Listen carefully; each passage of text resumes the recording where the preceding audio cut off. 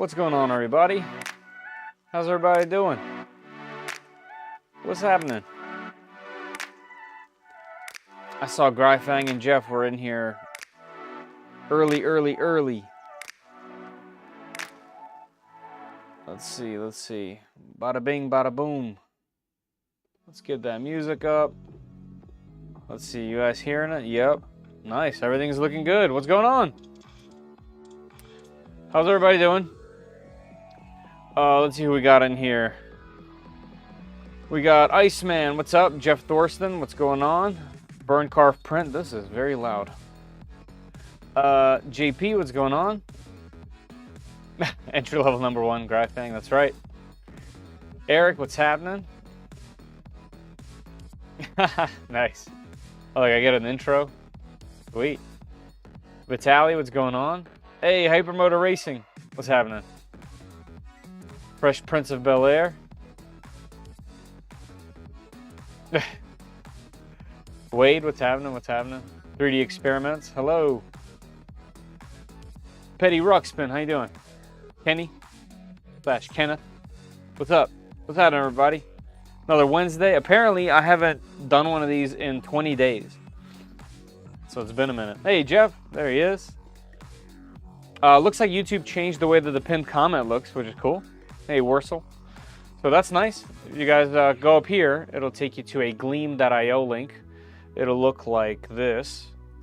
And in here, if you guys fill it out, make sure you answer the question. And also, you have to stay to the end. Or pop back in at the end to, you know, if you win, to claim your prize. But you could have a chance to win a spool of 3D Max PLA Plus, if you guys are in the United States, of course. 5 of you are already on it. Look at that. Excuse me, 6.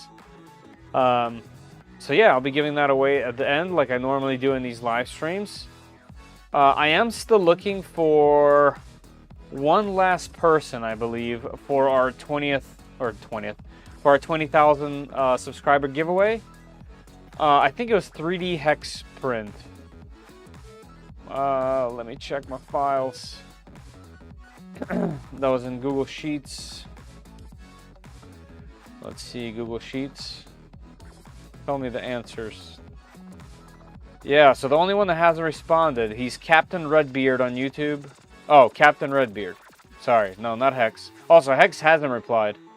Also, but that's beside the point. So, Captain Redbeard, we're looking for. So if you guys see that name in the chat, let him know he needs to reply, email me, or he won't be getting his filament.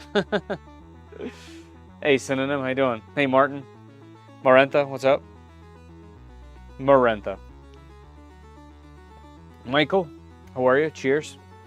I got my fancy Hedgehog Make shirt on today. Hopefully he pops in at some point and sees the shirt. I got my...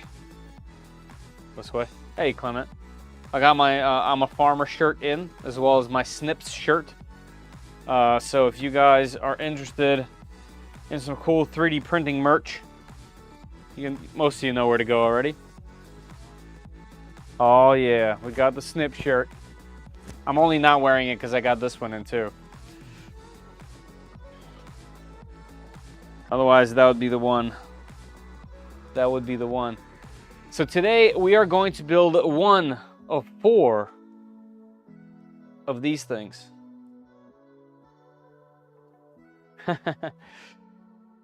We're going to have 4 of these bad boys on here. But today we're going to do just one and have some practice. And then once one is up and running and operational, we're going to go ahead and jump into the other 3. So that should be fun. So yeah, a lot of small work today. And we'll mount it on one of our little carriages. That's magnetic and has those pins. So that should be nice. And it snaps right on there. Bang. Very smooth. That should be cool. Honestly, I thought that was a gym towel. Nice. No, that's he's just holding a shirt for me. Here, I think if I move him over here, the camera stops tracking me and starts tracking him. So we'll see. We'll see how that plays here. Let's see. All right, camera. Can you stick to me this time? All right, we're good. That should work. Yeah, he's got a bunch of new clothes. I got a bunch of shirts in from various creators that I bought, and some that I ordered from mine. You should have put some verbiage on that t-shirt, otherwise people will think you're advertising for a vasectomy. Maybe I am. I have no problem with that. Snip, snip, baby. That's pretty funny. There is text on the handle in the rubber. It's kind of meant to be really discreet. But on the handle, it has my URL on there. Here, how about we just drape them with that towel? Yeah, so it should be another fun one. New merch, yeah, that's right. Here, I'll show you guys. Let's go here, and let's go to shop.3dprintsos.com. Yeah, so whoops. There we go. Yeah, so that's he's wearing this one, which there's different colors. I just happen to like that brown. I think it's cool. And then also the snip snip shirt he's also holding, and that is also available in several colors. Hey Nigel, how you doing, man? But today we're going back to the V0.2R1 manual that I have. Because we're doing this guy, and I'm going to replicate it because I loved mine and I still love it. I actually have a video coming out with a little project I did with the machine, where I took it to my parents' house with a laptop, designed the thing, and then rendered it, and then 3D printed it while I was there. Just like a little on-the-go project that's really fun.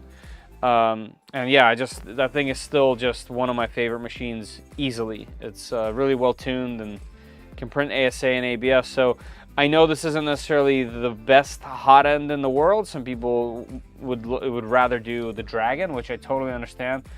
But I'm just very comfortable with it. I like the design, so we're sticking with it. Even with the multi-tool changer there. I ended up grabbing the Chitty X1 Pro this week, and it's been a beast. Put it up to work right away, printing parts for my 2.4 R2. Nice, man. Yeah, the machine is fantastic. I have it at the office. I absolutely love it. That thing is great. Yes, I have not printed with wood PLA in a long time. But when I did, back in the Aquila days, I loved it. All right, so let's just get started, because I don't know if I'll be able to finish it. I don't remember from the last time I built this thing if I finished it or not, but hopefully I will. So I'm going to use Zumi's clamp over here, and we'll go to this. I think this will be the view for today. And I'll try to get you guys close in there. I just don't know if it'll be interesting or not. So we'll use this. We're gonna need my soldering iron, so let's get that out. Hey, Papa's here. Tried an Ethernet dongle on my Q1, couldn't get it worked out. I have not tried Ethernet dongles. The dongles might have to be really specific to, they have to, yeah, I think any dongle that you use with MKS boards, from what I remember, have to be pretty specific. So it might just be the dongle itself. But I myself have just used it on Wi-Fi at my office, so. My printer died. Oh man, power flickered during thunderstorm, and I'm pretty that's happened before. I've heard this happen. Oh, wait, Feder, I sent you prints for my. Have I sent you prints for my Infimec? No, I don't think so. If you haven't, shoot them to me on my Discord. Sending me a new board. Oh, okay, nice, good. Yeah, because I heard there was an update, right? Hey, Jeff with the 10 memberships. Nice, thank you, Jeff. I appreciate that. Thank you so much, man. Man, that makes these streams so much more exciting. Very cool. Thank you. If you know the network chipset, you can usually find drivers and compile them on the Pi, whatever MKS calls it. Yeah, that's true. Yeah, thank you, Jeff. That's really nice. Hey, Mr. Walkman, what's up? All right, let me see if I can dig around in here, since I haven't in a while. By the way, everybody that just got, I mean, you guys are already doing it, but for the people that got memberships, please thank Jeff for me. Hey, Smoke, what's up, man? All right, so we can use one of these. Let's do this one. We're gonna need to find all these little bits that are scattered in here.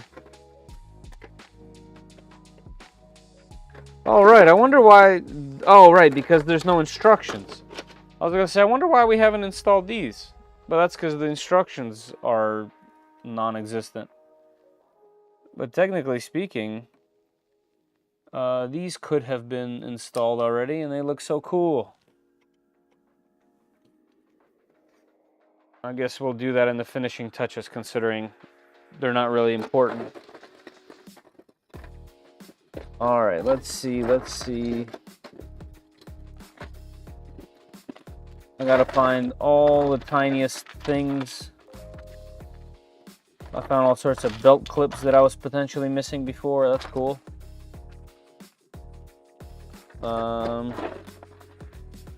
We got a motor mount. Do we still need this? No, right? This gets replaced by this? No, it does not. We need that. Right, we need this.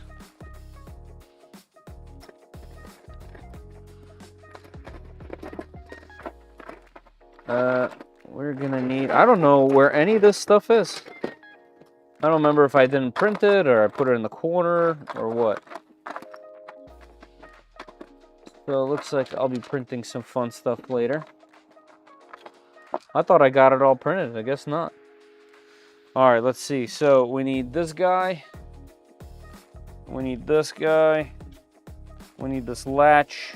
I think that might be it for 3D printed parts. Let me just throw it together for memory here.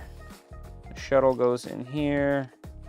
This latch goes on top. Something like this, right? Yep. And then this would go like that.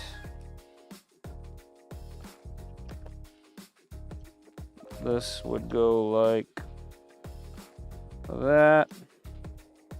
This goes in here. Yep, okay. Okay. And then this guy closes it. Yep. Okay. Memory. Digging deep into the memory banks, everybody. This guy goes... Aha. Something like that. Yep, that's like this. We have this piece, which I just realized I also didn't print. I should probably just take some notes. That's for our Formbot Hotend. We'll need that. And I believe that's it. The other parts that I want to install, I got some standoffs. I wonder if these are the right distance. I bought these black standoffs so I can have a bunch of them for all four of these. But now I'm questioning if I even considered the length of them, which I don't think I did, to be honest with you. Let's see. This is the printed part. I think I did. Yeah, okay. All right, we're good. We're good on that. The rest doesn't really matter until later. But I do need to consider that I did not print everything. All right, I did print motor mounts. All right, we'll figure it out. What is this thing? I don't know what this is.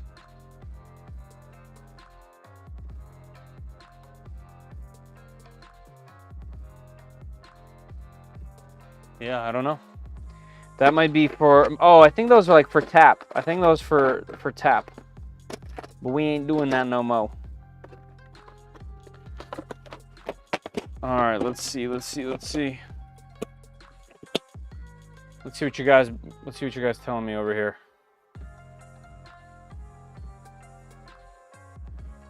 I got a new Chitty X1 Pro on the latest batch. Looks like they changed the PTFE path and added bed aligners. Okay, so make it easier to put the plate on. Cool. And an Ethernet port. Compare all the reviews I watched. Nice. That's cool. 2-second stealth changer. That's so cool, man. Yeah, I'm really far behind. I got a new. Okay, said that again. Hey, Papa. Yep. Hey, Zumi, how you doing? Nice. You really are pushing it. What are we screwing up? So I'm doing the Hotend assembly / Toolhead. Well, 1 of 4. Such a jittery stream today. On my end, just so you know, 3D Experience. On my end, it is all in the green. It looks like I'm at a solid 30 FPS. No drops, 0.0% drop frames. So I would try to refresh the stream. Ha, right. I said when I was putting up there where I'm using Zumi's Vice.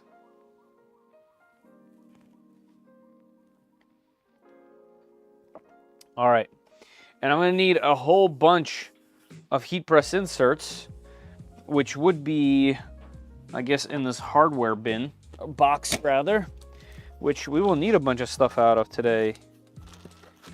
We're definitely gonna need this Hotend. We're definitely gonna need these gears and the bearings. So let's put those somewhere. These guys. We will hopefully, I don't know if we will, but hopefully we'll get to the stepper motor. Let's see. And then the hardware, I guess I can lay that out. That'll probably come in handy. This is what I was looking for. But let's get the hardware laid out real quick, doing labels out.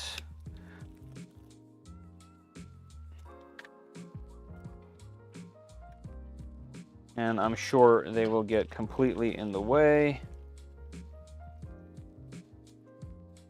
And this right here, ladies and gentlemen, is why everyone that builds these things constantly prints out those little bins that kind of hold all the hardware during the build, and it's all labeled and so on and so forth. And here I am laying everything out like this every time. But I have enough bins. I have enough bins all over the place. This whole downstairs area is bins at this point. I'm sure I will need some other things, like these fans, for example. I guess I'll just get them as I need,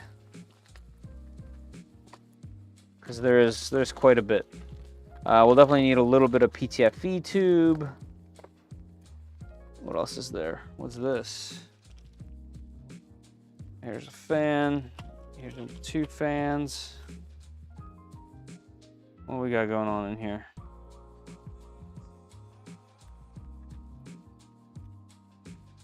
This is, oh, clicky. Oh yeah. Okay. Yeah, we're not using that, but technically at some point we could use that for something else. I still haven't figured out what to do about the second power supply. I think just to get things up and running, I'm not going to use any of them, but I will need a second power supply to power the rest of the Hotends. And I do have a ton of Aquila and other printer power supplies. Obviously, those are very large in comparison to the rest of the machine, and also loud with the fans. But we'll figure it out. We'll figure it out. I might buy something else.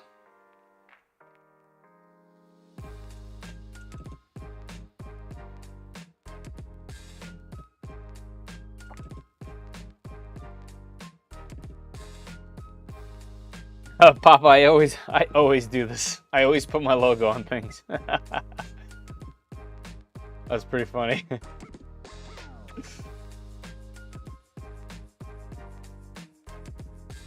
Hey, there he is. Well, look. Huh? How do I look? I'm a little bit more 3D than you, so it's a little bit more. You know, I'm a better platform for advertising. More surface area. Love the shirt, man.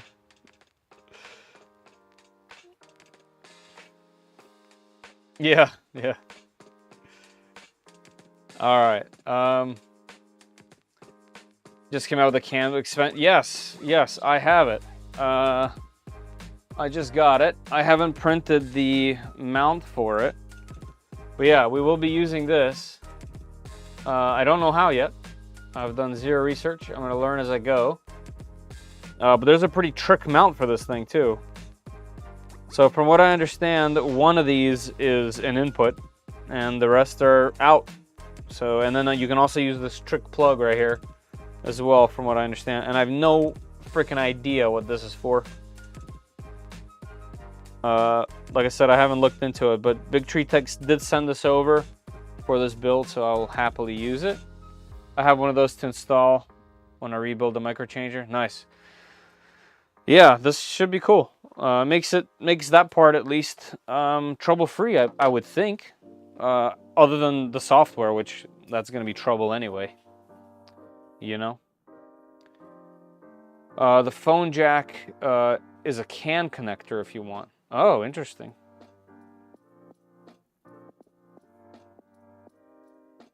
I didn't get a notification tonight. I wonder why. I got one early, like too early. It didn't make any sense. And then I did get one when I went live. But YouTube has been doing wacky things all the time. The unsubscription thing is so weird to me. Why I would unsubscribe you slowly from people that you specifically subscribe to. That's just weird. What does that do for terminating resistors? Add more of them? I don't know about the terminating resistors. I don't know. I don't even know what those words mean in that order, technically.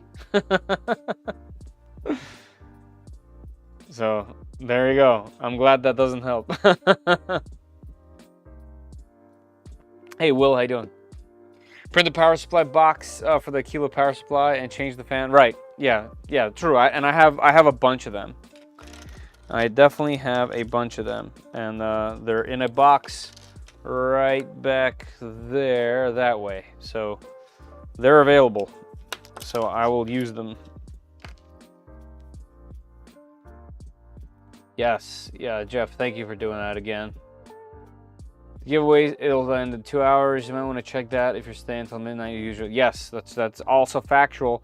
Yeah, when you guys land on the giveaway, US only, have to be present to accept the prize, and you have to fill this thing out. Those are the 3 requirements. So I usually give this thing out at the end of the stream, right? So you guys can do it now and then set a reminder for yourself for 2 hours to come back in. But if I call your name and you're not in the chat, I have to give it to somebody else, okay? So it looks like there's 21 people, 22 people, so pretty good chances to win there, right? So I do have a slightly modified file here. You can see there's some mounts on the bottom. So this is going to use 2 more threaded inserts than normal. Obviously not a big deal for us, but just in case you guys are watching and you're like, what is that? So it is not supported officially. But it is a remix that BT did for me. What's his full name here so I don't butcher it? BT123. Of course it's BT123. And then I still haven't made the mounts for it that'll go on the front, but I'll have to do that. But like I said, I'm going to get it running like it is first, even with that mount. So we'll do it that way. All right, so as far as the camera goes, let me make sure that it is a bit zoomed in. And what are we focusing on? Let's do global instead of face, and global here as well. All right, and then we'll maybe move it up just a hair. There we go. Well, this is where I'm working. Great. All right. Hopefully my chat is gonna work the whole time this time. Yeah, the device is great. It looks like it's focusing behind me now, but that's okay. All right, let's follow these instructions. Let's get my soldering iron, which I will sometime very shortly be making a actual stand for these things. I ended up downloading, let me see what it's called. Oh, there's no, I finally found one that I like. It's mostly 3D printed except for a small linear rail, which I have from an old Voron build. And it uses like a 3D printed spring, which is cool. Hey, Da Vinci, what's up? Hey, Filter. All right, battery. I actually don't know if this battery's full, so let me check it with my little battery buzzer here for our airplane build. 4.1, okay, it's full. Also, speaking of the airplane build, I have been practicing flying in the simulator, and I'm getting a little bit more confident. So I'm thinking pretty much next time I have time and I don't have something on the schedule, I'm gonna be flying that thing at some degree. I don't know how I'm gonna do the video for it yet. I don't know if I'll go live and just do it that way, or we'll just have to play that one by ear. But it's getting close. I'm very excited. The weather is getting perfect. School's about to let out in about what, a week and a half, which means there's going to be this lull of extracurricular activities at those schools, which is where I would fly anyway, around here at least. So, is there a second controller board for all the extra stepper motors for the extruder? The stepper motors for the extruder, you mean for this? There is a little board. I just showed it. The Big Tree Tech one has a separate CAN bus board. So each one of the tool heads is going to get its own Big Tree Tech EBB 36 board, one of these guys. So this will control the entire unit there. And then CAN bus is how the motherboard is going to communicate with the rest. There you go. So we got these things for the tool heads. So everything is kind of like standalone. Each tool head will, come on.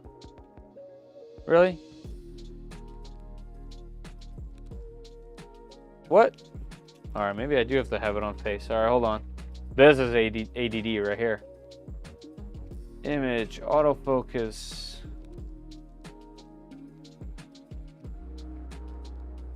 There we go. Yeah, so this little board right here.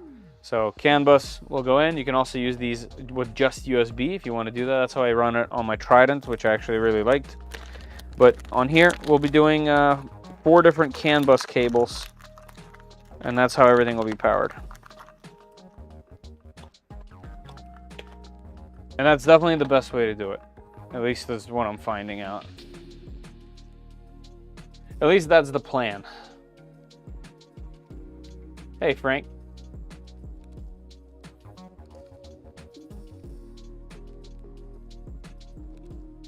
Those things are awesome and cheap. They are. They really are.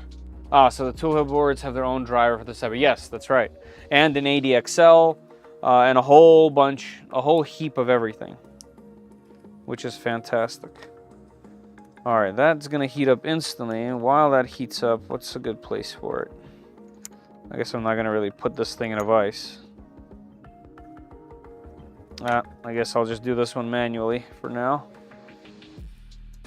All right, we gotta heat it to 350. They added shielding some of those connectors, so I didn't even notice. Well, I have a version 1.2, I believe there's even a newer one out for the EBB, that is.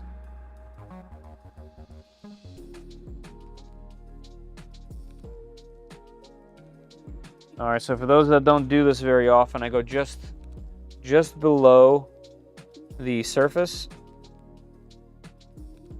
just so that it makes just this little lip, and that little lip will keep it in place.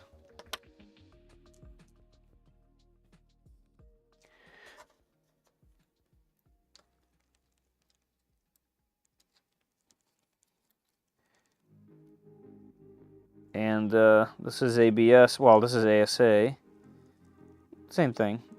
So we're at 350, which I find is the perfect temperature for that type of thing.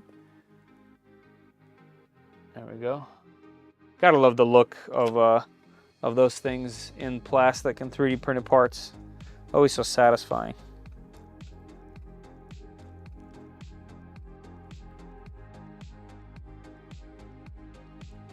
And then I do have my little machinist square somewhere that I typically put on top of these things to cool them down a little faster.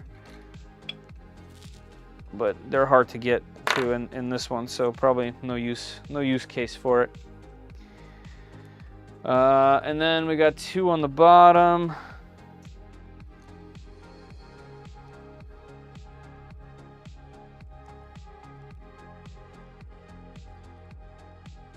And this isn't on there because, like I mentioned earlier, this is a remixed part. So that specifically is remixed.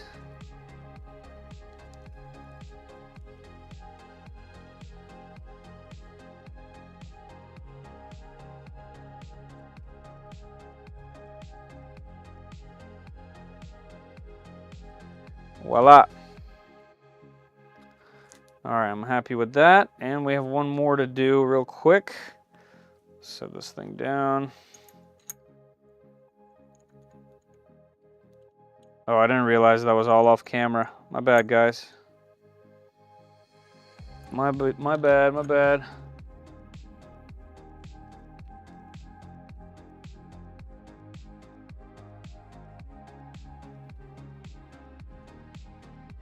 Sometimes I get in the zone and just forget to look up. And of course you gotta, oh, nice. I just burnt this bag by touching it with a soldering iron. Now it smells fantastic down here. Woo! Great.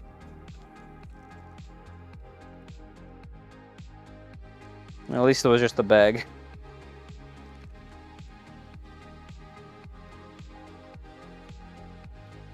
So this one in particular, this little shuttle, you definitely want to get it below the surface so that it develops that little lip on top, just like I mentioned before, because this one actually pulls upward and out.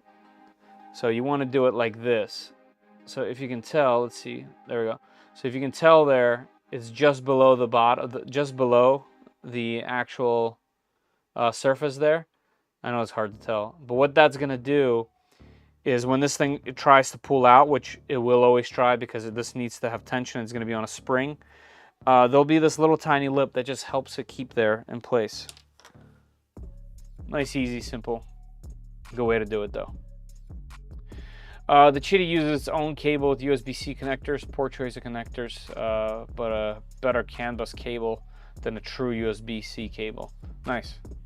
Yeah, I mean, I've been using a true USB-C on the Trident, and it's been great. I mean, it's all in how you run the cable, obviously, but it's great.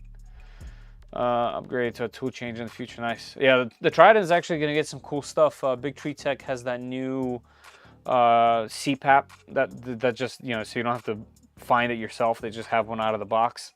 They call it a turbocharger. So we'll be throwing that on the Trident. I'm pretty excited for. We have a 12 channel enraged carrot feeder, which is going to be just, I don't know if that's going to be a headache inducer or not, but I'm excited for it. I'll be back in a bit. No problem. With that in mind, I want to go with CAN bus system, right? Yeah, 100%. CAN bus CAN bus system is the currently the best way to do it, in my opinion. I would not build a custom machine without CAN bus. No way. So, you got one time? Yeah, yep. I do, and I'm really excited for it. Yeah, that's well, it's not the morning, but that's definitely happening here. All right, so we've done this. Let's see what's next. I should have known and not turned anything off. I didn't look ahead. You guys are supposed to tell me these type of things. All right, let's see what's next. We got this guy, and it needs 1, 2, 3 there, and 2 on the bottom. No worries. How about we do the bottom first?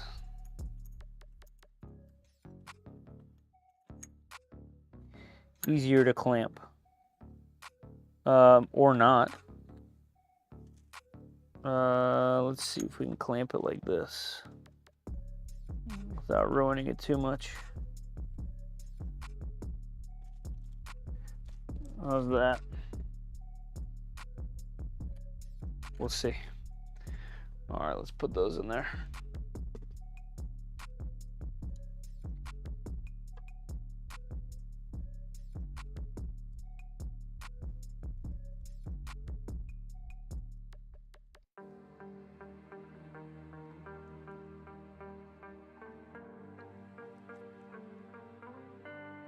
Bam.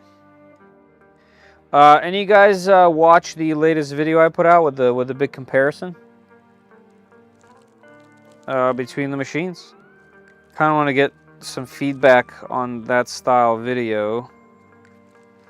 Those videos do usually really well on the channel because I obviously get affiliate links if somebody was interested in any of those machines. But the affiliate links are performing so poorly that at one point I thought that maybe it was broken. But the video seems to be doing well, which I'm very happy about. I care about that more than I do any of the affiliate links, because those are more for the brands than they are for me, But the reason why I'm even asking is because it's always nice to be like, hey guys, look, to a brand. I'll be like, hey guys, this link is doing really well. Check it out. How about we, do a cool project together? But I can't do that if the links aren't performing. So I was kind of wondering, what you guys think, and would you think that it would push somebody to buy like that type of comparison? Because I'm being very honest about those machines. I'm not trying to sugarcoat anything. Nothing is sponsored. It's all done, just by me, in the way that I like. So. Yeah, let me know what you guys thought about it. It did take forever to make. It took like 3 weeks to make that video, and I could have easily have split it up. But there's something about those comparison videos that are pretty fun, and I don't think a lot of folks can do them, I guess. Like, they would have to buy a bunch of machines or get a bunch of machines and have the space for it. And I've kind of set myself up for that specifically. So I'm wondering if that's like the thing that I should be focusing on a bit more, because whenever I do project videos, even though I'm extremely happy about them and they're really fun to make in comparison, they don't do anything on the channel. Like, their analytics are just done. Like this guy, not that it's the coolest project ever, but that video is just, there was 0 performance for that video. So it just concerns me a little bit, because I put in a lot of time and effort in these things. I kind of want to, it'd be nice to have something going. Have you seen those fractal vices? I have not. Fractal vices. Oh, the big thing where you can put anything in it and it kind of like conforms. It's actually an old school thing, from what I understand. Yes, I have. Those are cool. I should print one as well. That would be perfect here, wouldn't it? I know someone in Australia who might take it off your hands. Yep, it was great. Cool. Good video. Nice. Comparison videos are good. Not enough people do them. Yeah, I noticed. I think it's because it's hard to get the equipment in and then spend all that time comparing them. It takes a lot of space. You can't do anything else while you're doing it. So helps. Nice. Helps a lot. Okay, cool. Watching for you, but wouldn't usually sit and watch almost an hour. Yeah. So I had about 3 hours worth. So I condensed a lot. I don't know if you guys saw like all the cuts. I cut out quite a bit of testing and tried to like paraphrase a lot of things. Yeah, I mean, the cool thing is that on the bottom, I take the time to put in all the timestamps, and they are like annoying to do, but I make sure they're there so that you don't have to watch. And unfortunately, people see that it's an hour long and don't even realize they can just skip to the parts that they want that are like labeled and don't even watch it. So, hey, no problem, Omar, man. Do your thing. Ah, right. You also have to, it kind of has to interest you, right? Yep. I appreciate that. Hey, Nuno. How you doing, man?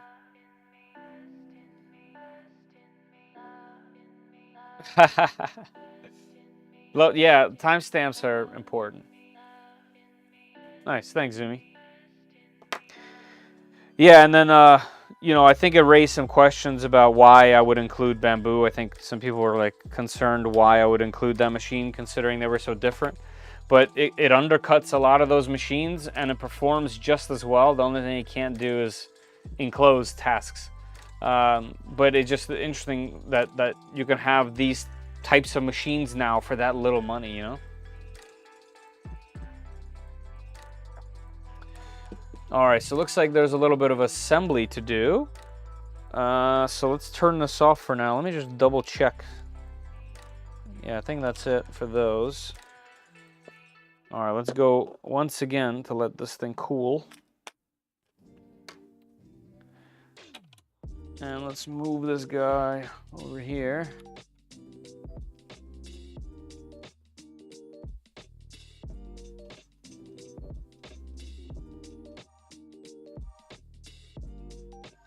All right.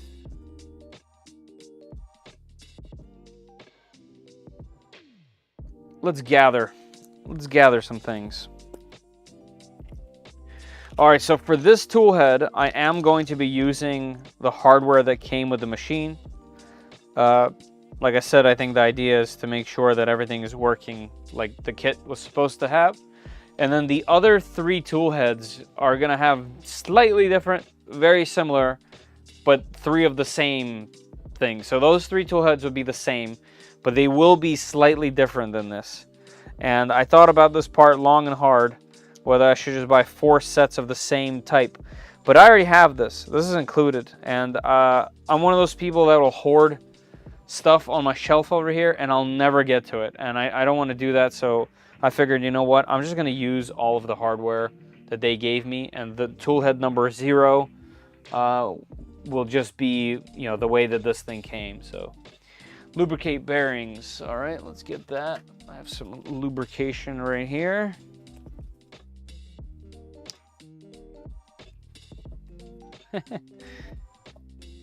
Okay, what do they want me to do first? First, we're working on this little guy.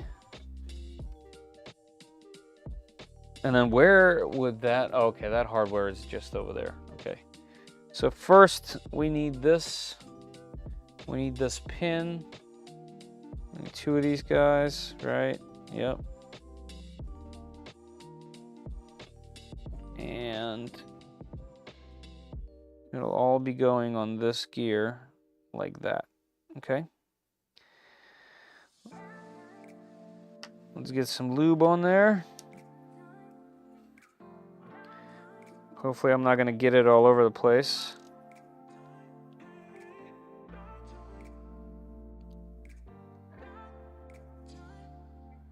All right, don't shoot out of there, please. Okay, thank you. No. Okay, great. I dropped it. That's all right. That's all right. I got paper towels over here. No big deal.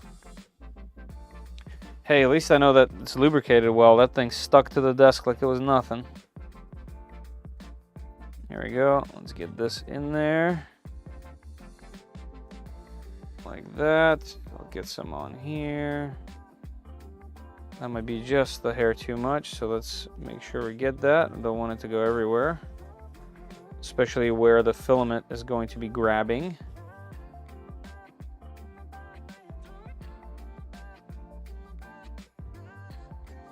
There we go.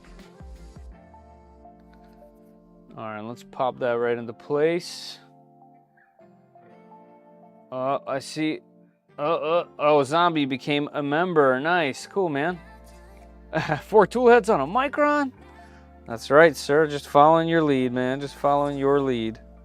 Appreciate it, and welcome. Oh, it says you've been a member for a month. I see. I can't read. It's not that I can't read. I can't multitask. Hey, Pezliz and Kev. Ban that zombie. I can't ban him yet. I'm wearing his shirt.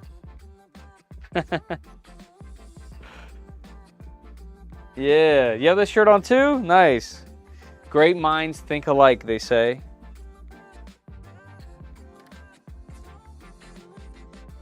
All right. Look at that little doohickey. Yeah. I was telling Zombie earlier that I'm a little bit more 3D than him, so it makes for a more impactful shirt because you can see it from more angles than just the flat front, you know. So it's like plastic and hot sauce. That's like never mind. I was gonna say something I should probably keep off stream. I use it when I'm cleaning the kitchen. Nice. Everyone was freaking out when I wore the snip shirt. It looks like it's floating. Nice. Oh, was it? Were you like green screened or something? Yeah, I got that in too, right over here. I think you got a different color than me. I went for this. I went for this guy. Here we go. Yeah. Oh yeah. I used to clean the kitchen. And the farmer shirt is in. Looking good.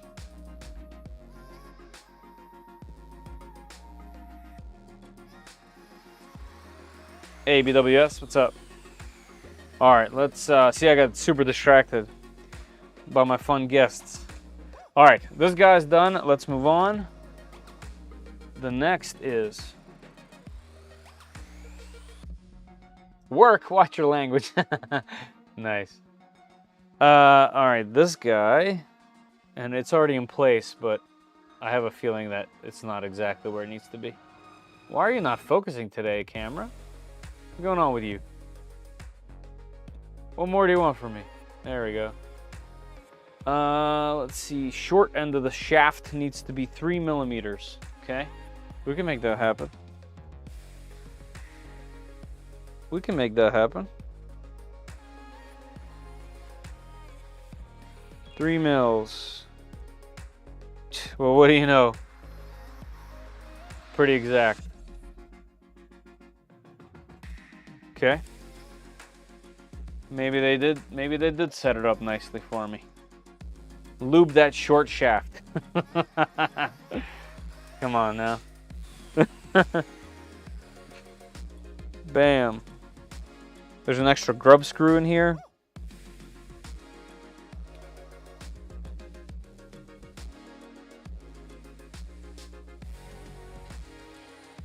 Oh, there's a nice little jig. Look at that. I never even used it. A hex nut goes in there? I guess so. Set screw. Nah, grub screw. That's going to be another shirt if you're not careful, Zoomy.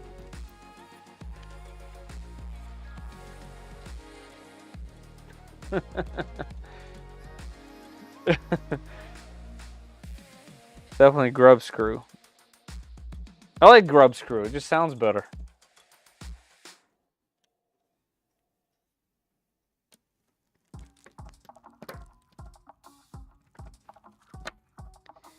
Booyah.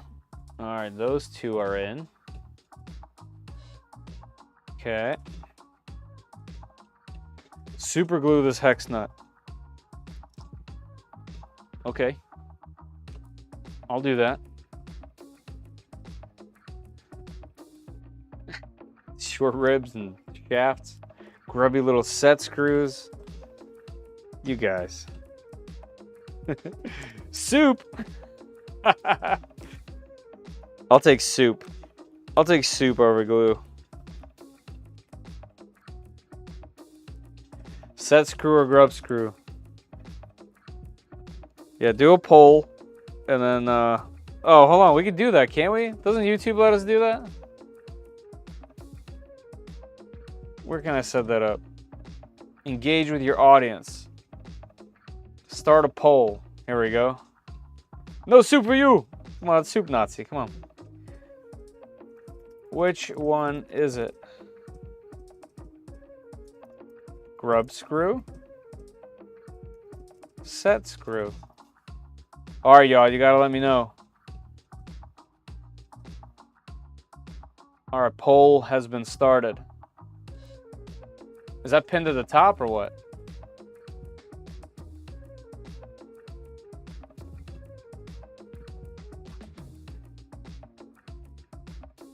Oh, dark. That's an awesome suggestion. I applaud that suggestion. Did that work? Okay, yeah, I see it now. Yeah. So on the chat up there, let me know what you guys are thinking. Let me get this glue out of here and I'll check on you.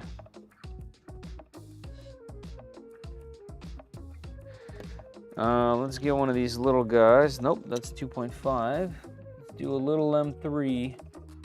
Where my little M3s at? Show what we're voting for.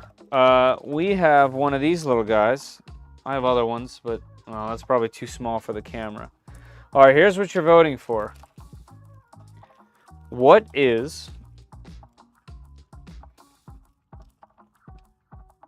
are these? Right there. That's for the poll. What are these? Let me know. Is it set screw or is it grub screw?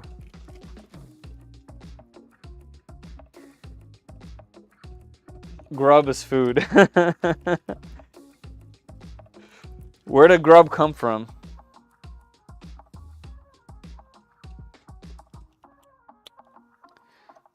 What came first? I use them in RC. Yeah, same.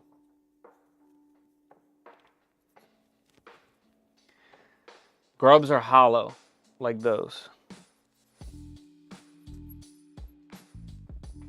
I'm sure there's gonna be all kinds of little technical details. Grubs come from the ground. Grubs go in trees. I can't, for some reason, I can't bring myself to say set screw. Gear larva. Kevin, that's a shirt.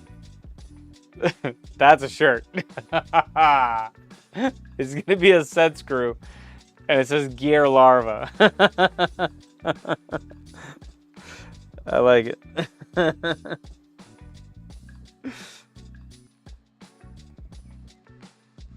I like it. Just a little dabby dab. We don't need much.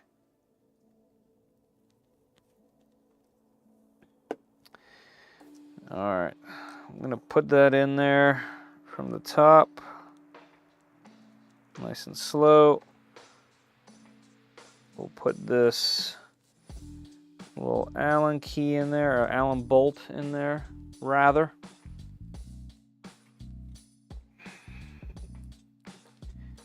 And I'll tighten it up so that nothing's in the threads. And it sits where it needs to sit. There we go. We'll let that cook a bit. Right there. There we go.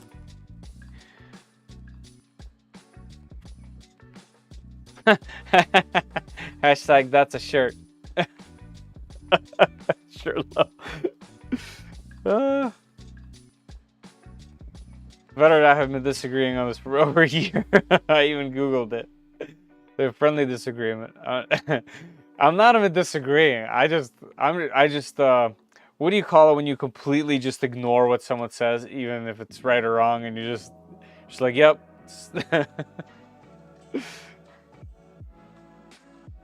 Apparently there's a difference. Grub screws are fully threaded with no protruding head, while set screws often feature a hexagon head and are fully threaded with the same.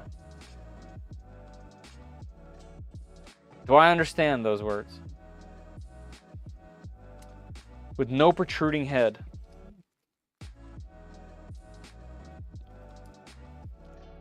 This is such an ADD thread, ADD thing to do.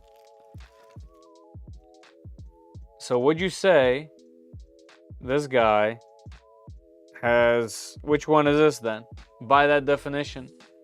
Grub screws are fully threaded with no protruding head. Okay? While set screws often feature a hexagon head and are fully threaded with the same. I don't know. Oh, same diameter thread the whole way down. It's a grubby little set screw.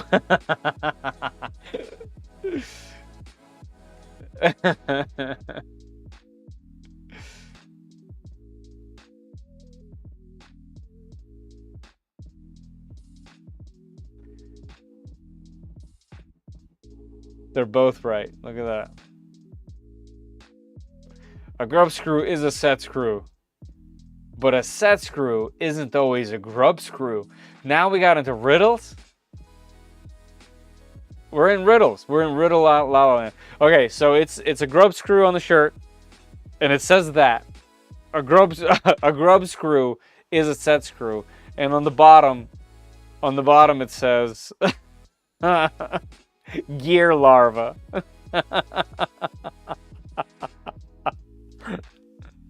Oh God, I lack sleep, and I've been trying not to eat sugar. I think I'm going crazy. I'm only 4 days without just eating just straight sugar whenever I please. I think I'm going nuts, and you guys are helping. You guys are helping. Like all trout are fish, but all fish aren't trout.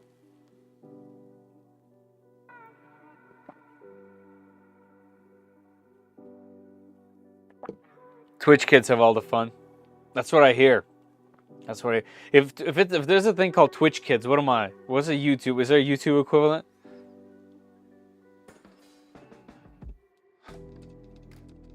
YouTube boomers. Look at me. I'm the set screw now. No, it is Caleb. Caleb, that's what we're talking about. We're talking about it's gonna be a shirt. YouTube smoob. I love it. I forgot what I was doing. I stopped working. Old men in silk robe. That sounds great. Silk robe would be so comfortable. I'm in.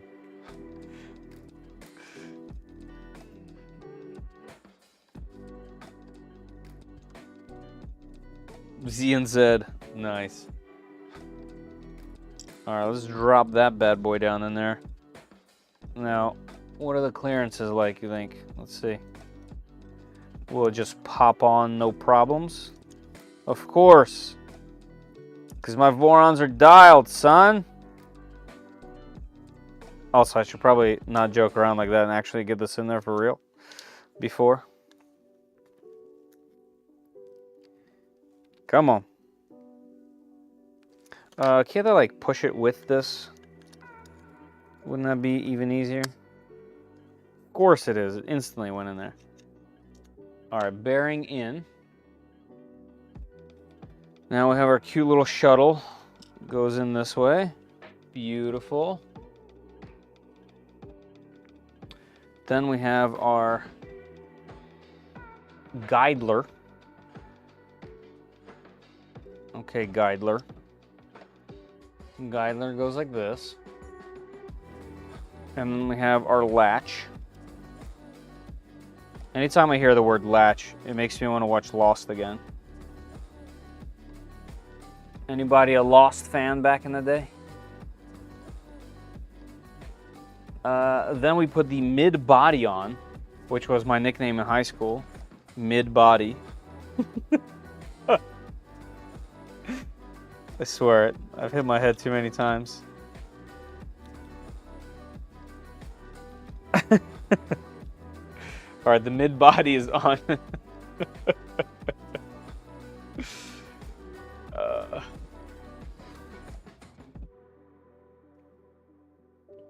Carbo oil on the rocks.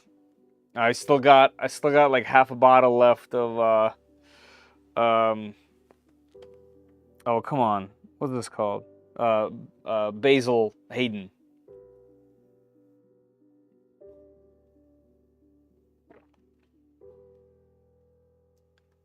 It's just the news network. Hey, Maker Viking, how you doing, man? I watched your interview with The Next Layer. Good stuff. Good to see your projects.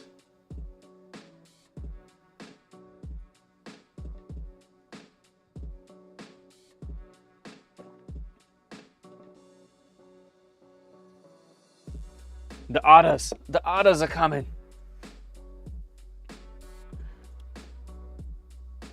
It was a good show. All right, let's see what else. Oh, we need M3 by 25s. Okay, we got that.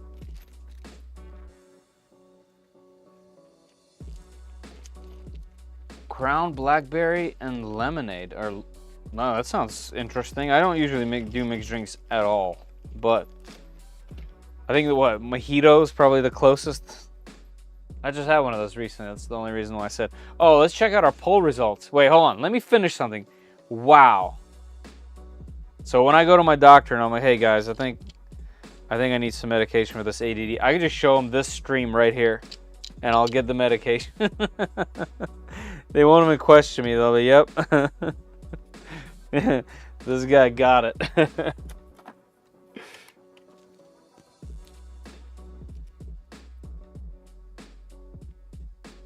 All right, 25. Did I grab the right stuff? M3, 25, yeah.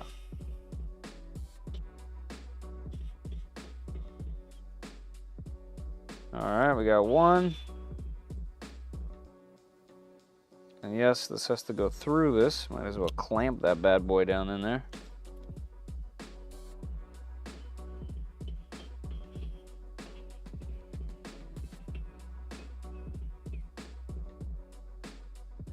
All right, now this should open. It's gonna be rough the first couple opens. There we go, nice. Perfect. Pushes it out, pulls it in. Okay, we're good there. And now we need this pivot.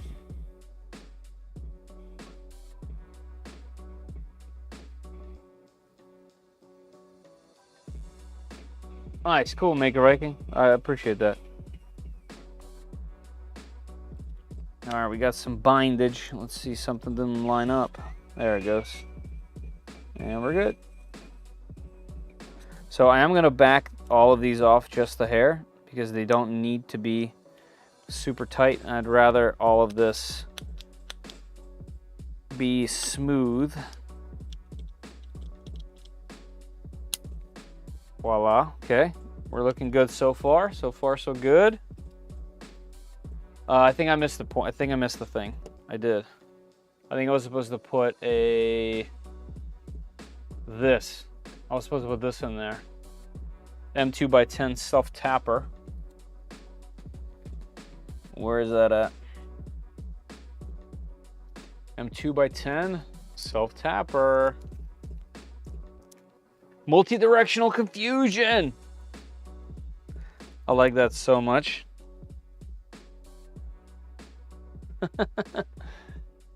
Multi-directional confusion. That's fantastic. I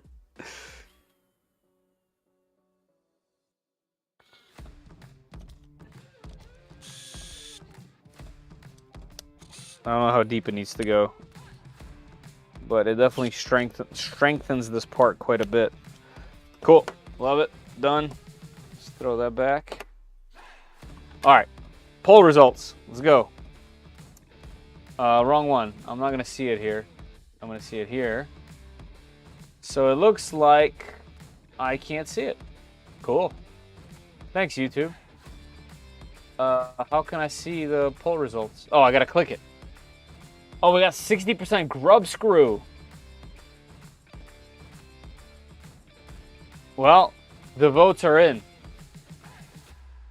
Right there. The answer is that little piece is a grub screw. So, Zoomy, I think we're settled. I think we're settled here. I'm going to continue to call them grub screws.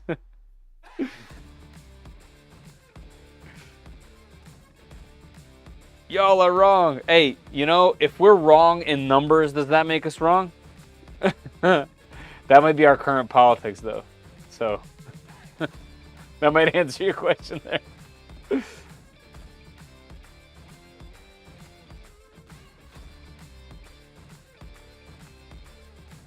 Right. All right, and then we got M3 by 10s that are going in from the bottom.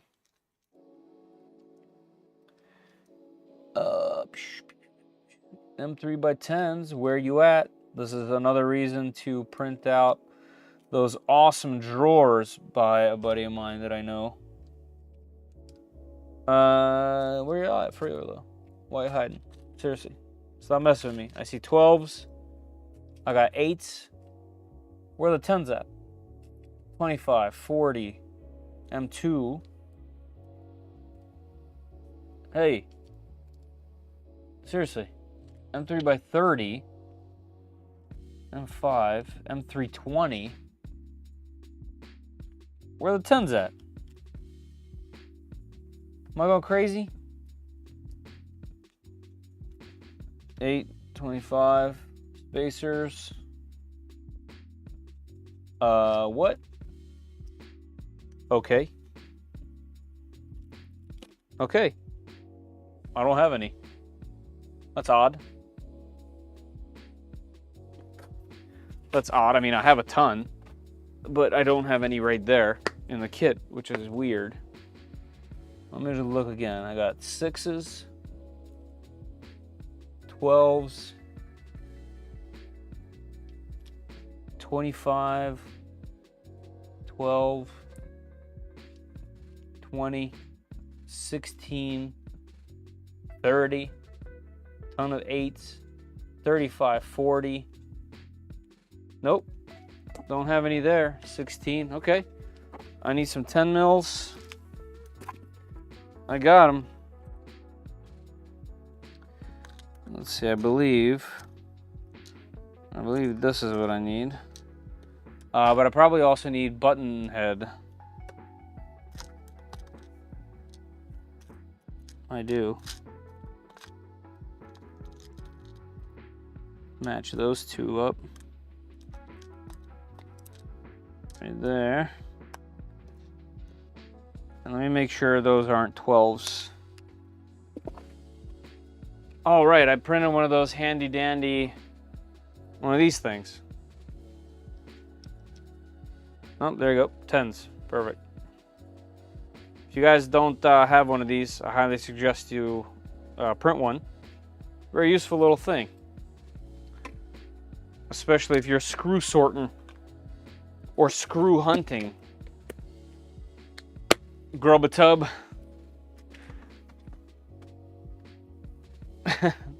Gear larvae.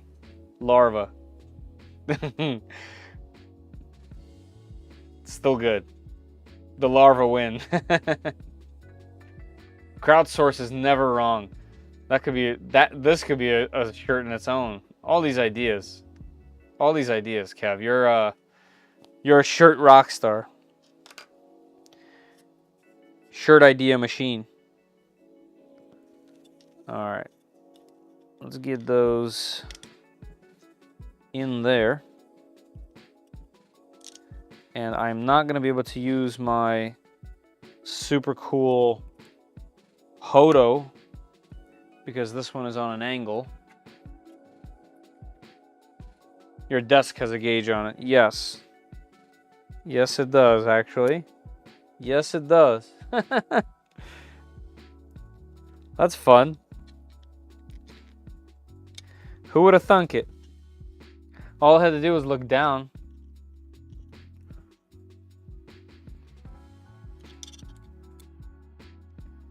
But thinking is for smart people. And only a few folks can be smart. Not everybody. Not everyone can be smart.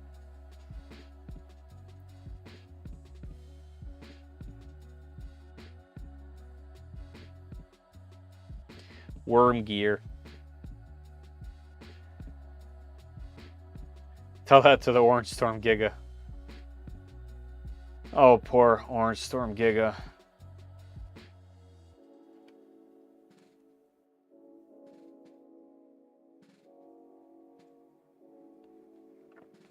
Nice. Cool. I'm glad you got it. I'm glad you like it too. Thank you for ordering it. I appreciate the support. For those wondering what he's talking about, or she, no disrespect there. My memory is just brutally horrible. If you go to shop.3dprintsos.com, towards the bottom, underneath all the cool shirts, the hoodies, we got these desk mats. And they come in 4 different colors. I myself use the dark one over here, the dark gray. There's also a full color, and we also have blue and red for whatever theme you're going for on your desk. They're fairly large mats, perfect for printer builds or just keyboard and mice like I have it. Cleans up your desk real nice. Super affordable price, as cheap as I could go on there without paying them money.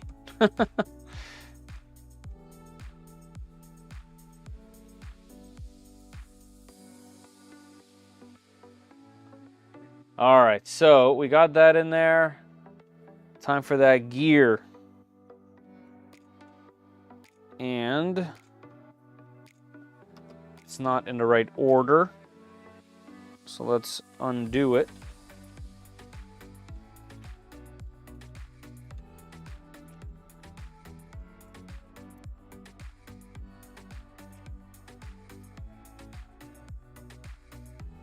Hello. Whoa, almost dropped the grub screw. I bet all the engineers and people that actually work with hardware every day just straight up left. Like, who is this idiot? The mats are roughly 800 by 400. That's right. Actually, I don't know. I don't know if that's right, but I trust you. Gear drives mounted upside down. Okay. Make sure the grub screw has sufficient contact. Okay.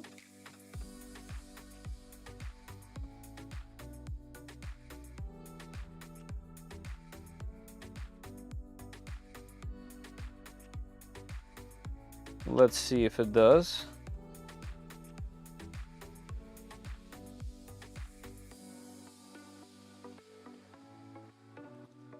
That it does. Feels good. All right, looks like it has to move up just a hair so the filament path is correct. Right there. Okay.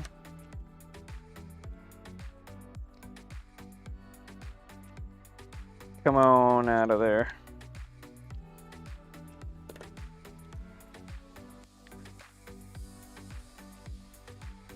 Loosen, push, tighten.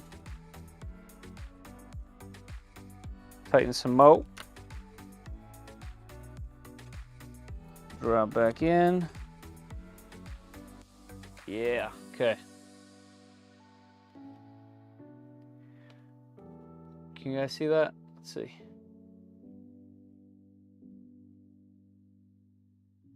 There we go.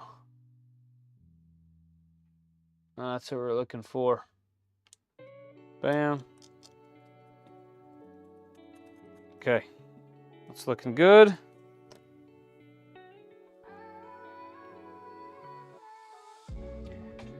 All right, now we're gonna close this bad boy up. So let's take out our little protector over here. Came out flawless, which means there was no glue in the threads. Perfect way to do that, by the way. Thank you once again. Somebody leaving? Maker? Hey, thanks for popping in. Appreciate you. And Will Fan, thank you for subscribing to the channel. By the way, speaking of that, so one of the perks of being a YouTube member is you guys get to see all the videos early. And I just did somewhat of a larger video. I understand why no one watched it. I'm going to try to give those long form videos longer on the Patreon and the YouTube member, because I did 24 hours and I think the video only had like 40 something views on it before it went live on the channel, which means, you know, there's over 200 YouTube members, and I don't remember how many there are on Patreon, but still, if you're a member to any capacity, you get that as a perk. And if it wasn't, you know, well above 100 at least, then something's up. So I have a feeling that you guys would like a little bit longer time. So if you are a YouTube member or a Patreon member, let me know what you guys think. Would you want, obviously I think the answer is yes. Do you think I should give longer of an exclusive preview to my member channels? Would you guys watch it? Do you guys get those notifications for the channel, and would you like to watch it exclusively on your own before it goes live and be able to comment first and all that stuff, or would you rather just see it with the general public? Like, let me know what you guys think. Hey, Night Train, how you doing? Hey, Cedric, thank you for joining. All right, so this guy goes on here and seals the whole deal. Perfect. Gotta love when the fitment of ABS parts, or in this case ASA, is just snap perfection. Oh yeah, look at that. Spins perfect. Cool. Nothing's protruding anywhere. Looking clean. I didn't have to put away that M3x6 looks like, since we need it. We need an M3x6, two of them, two M3x6s, and an M3x10. That was somewhere high. Oh, the M3x10 is what I don't have anymore for whatever reason. Yeah, weird. M3x10s I don't have anymore. I wonder if I like accidentally put them somewhere. I doubt it though. I mean, I do have some right here. This is different writing though. Do a poll. Yeah, I could do like a proper YouTube poll as well, like not just in this particular chat.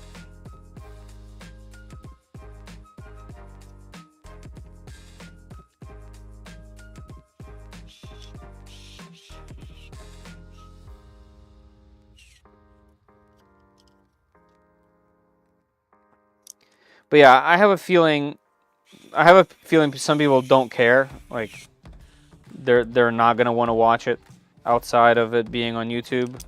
And I have a feeling some people want that perk for being a member, so I'm not sure. I would like to, you know, give that as a perk to members. And I always try to accommodate that.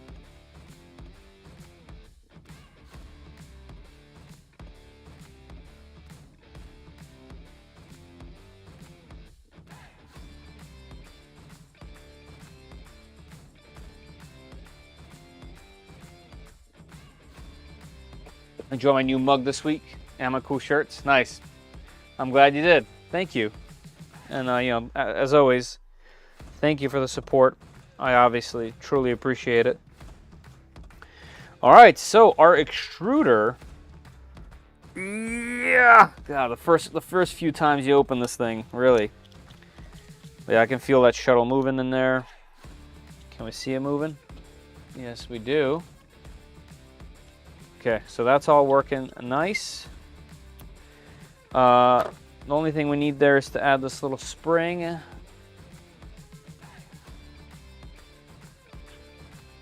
And we will add it very lightly.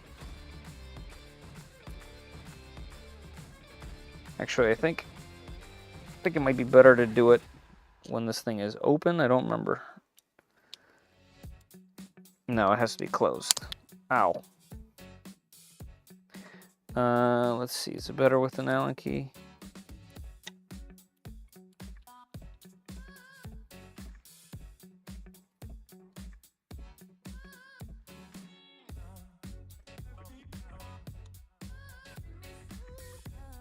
There we go. There we go. Okay. I'll keep that in there very lightly until I have actual filament in there. Okay. And do we have tension? Yeah, we definitely have tension. Okay, cool. Let me put these guys back.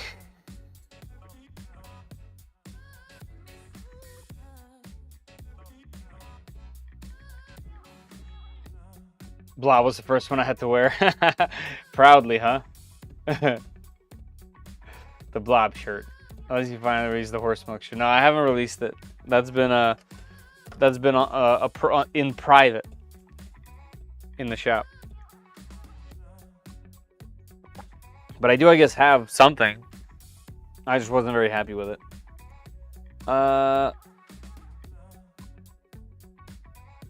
Next steps, we need to ensure that the 52th gear is not rubbing on any of the plastic parts. It should be generally centered. It's available space between the mid-body and the motor plate shown. Guide are open so that you can freely adjust the position. We are relatively close to it. Let's see if I can adjust it. There we go. There we go. That's what we're looking for. Let's see if I can focus on it. So there you go. It's right in there. It is. There's that focus. So that should be perfect there. How are we looking inside there? Pretty good. Very nice. Now we can close this. Bang. Yep. Feels good. Okay. Blobs are very personal. That's true. You can keep them and name them and all kinds of things. All right, filament path. Use a piece of filament, okay? We're at that point, huh? Let's see. What filament do I have out? Hanging out. What's hanging out here? Is there any filament that's open? Have I been lazy and not put filament away? Gotcha. The answer is yes.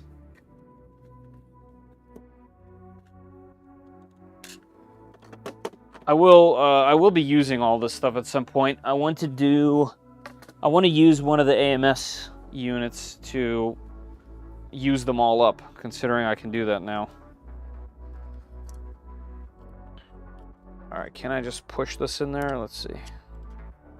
Yes. Nice. Okay. Let's read what it says since I don't remember.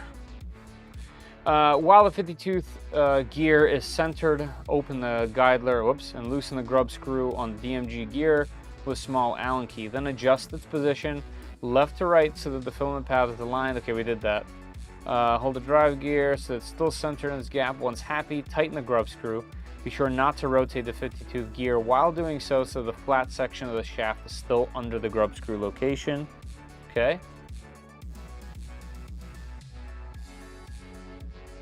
So this is saying to undo this guy to put this in the right spot. Although this feels pretty good. All right, let's see. We're gonna undo this. We're gonna open this guy. All right, the 50 tooth is in its perfect spot. No, that's perfect. I ain't touching it. There we go. That's exactly where I want it, right there. Yep, not touching that. All right, so let's put this back.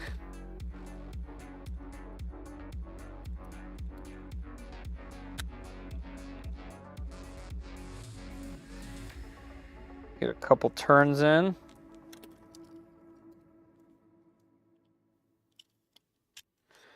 All right, so now we're gonna be looking for grooves. Let's see. New ones are on this side.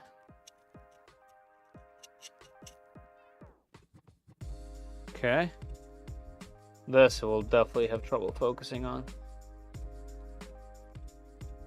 Yeah, I doubt I'll be able to show that on camera. I think short grooves in your drive gear line, probably. Yeah, this looks good. Okay. Cool. That's good. What's next? What's next?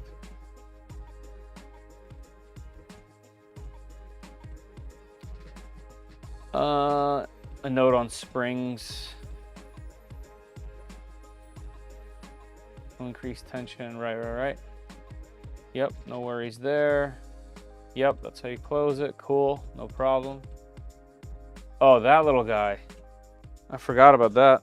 That's another thing I forgot about.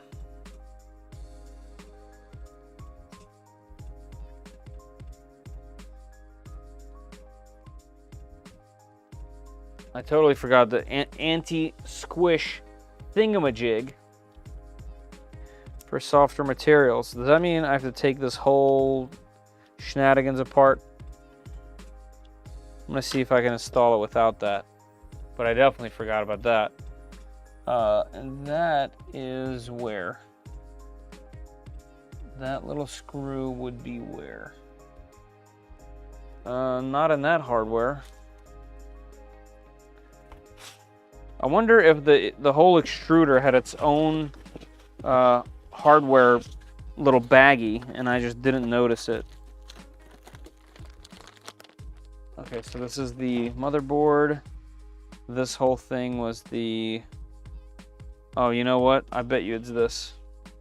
I bet you the hardware was this. In the beginning of the stream, I pulled this out and it was clicky. But then this came with it. And this has, yeah. Yeah, this is all the magnets. This is for the EBB, right? No, maybe not. Maybe not actually, because these are 2mm inserts. These tiny little guys. So that's for something else. This does have those two magnetic screws that I could use. Okay, so that's for something else. If I found those already, maybe there's something in here that I missed.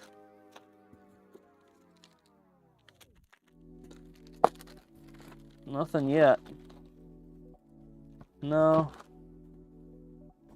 And underneath of this is just panels, so there's no point in me looking there. What's this thing? Oh, TFT2, so it's just a screen.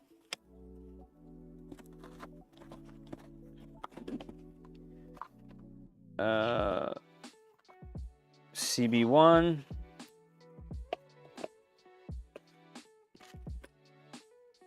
EBB 36.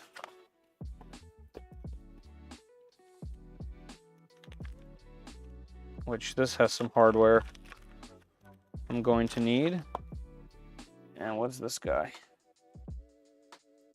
TMC 2209s. Yep, so none of that. None of that is what I'm looking for.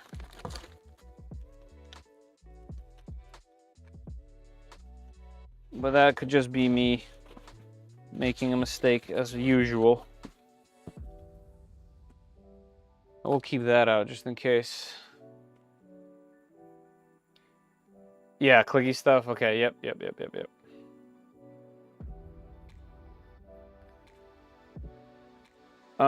So what is this thing? Does it say what the hardware is? I wonder if it's up here. I mean, it's obviously up here somewhere. I just forgot about it.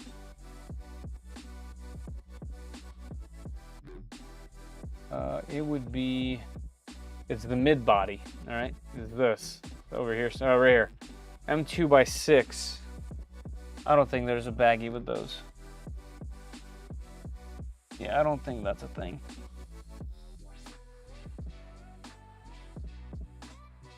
And I'm not sure I have those. I mean, we don't really need it. But it would be nice not to go in there ever. You know? So let me dig around for a second. See if I got something like that. Is that M3? I think that's M3. Yeah, that's M3. I do have a bunch of those. Yeah, but just not M2. In my little stash over here. Alright, well, we're going without it because, well, I don't see them anywhere.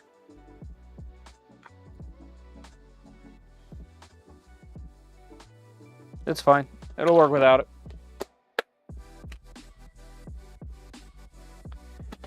It'll work without it, and if it doesn't, well, then it doesn't. Yeah, I have this entire bin of M2 screws, but... Oh, look at this. How it's 6 mils? Look at this. I have one. It might not be 6 mils, though. Look at that. Out of everything, I have a single. Do I use it? Alright, I'll throw this in. I'll throw it in.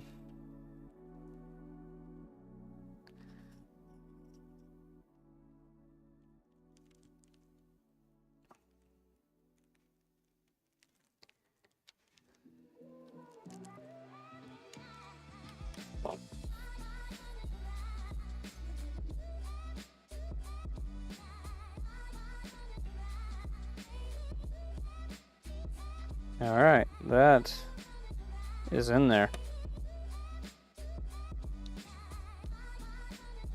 All right, so what that does, for those that don't know, is it gives you an adjustment that limits the amount of squish this can have. So, and the reason why you want that for some filaments, like TPU, for example, really soft TPU specifically, is if there's too much squish on the filament, it might squeeze out from a direction. And you obviously don't want that because it'll get all messed up everywhere.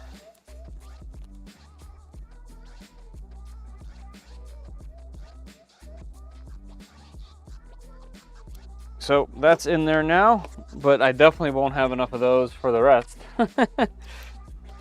So I have a little short list of parts that I feel like I need to source for the other ones. I've never even adjusted that, never even on my Trident. So I wonder if any of you guys have. All right, so we should be done really here. Right, extruder is done. Okay, now we get to the fun stuff. Fans. There she blows, it says. Orient the fan in such a way that the fan will blow down into the part cooling ducts. There she blows. It's kind of funny. Brushless fan. What else is kind of interesting is I'm actually thinking of not using these fans because I ordered dual ball bearing. No, I'm going to use that. Right, I can always just literally swap the Hotend. But I ordered some dual ball bearing fans from GDS Time. GDS Time. And now I have a ton of them. I guess I'll use these because they came with the kit. Alright, so these are first Yes. All right. So let's see. How do we put this guy in there? So this needs to go downward like this. And this is the easy one. So I got to be careful not to snap anything. And this should just click into there. There we go. Slips right in there. Is it free to spin? Yep. All right, so that is one. Where's our second one? There she blows. That's fantastic. Oh, okay, now we do the main one. Controller fan. Why does it say controller fan?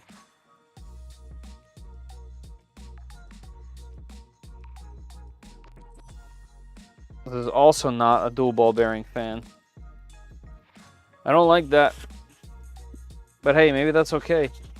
I don't think there's any other 30mm fans in here, so that's just a label on a bag that doesn't actually matter.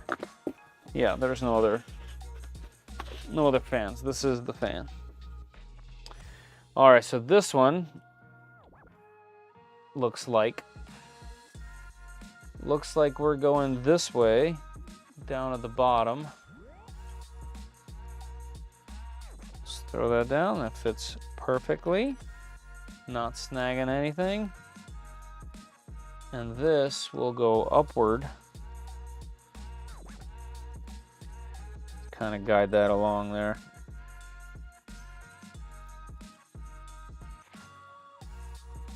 Because this will get squished down in here by the fan, and there's just enough space for it. All right, so now we have to insert this fan in also a specific way.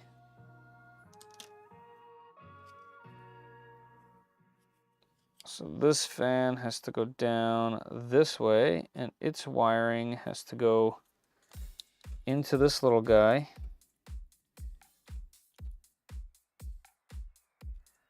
Because it has to go like this. All right, so holding this wire like that, this in its little groove, this fan has to go with that wire like this.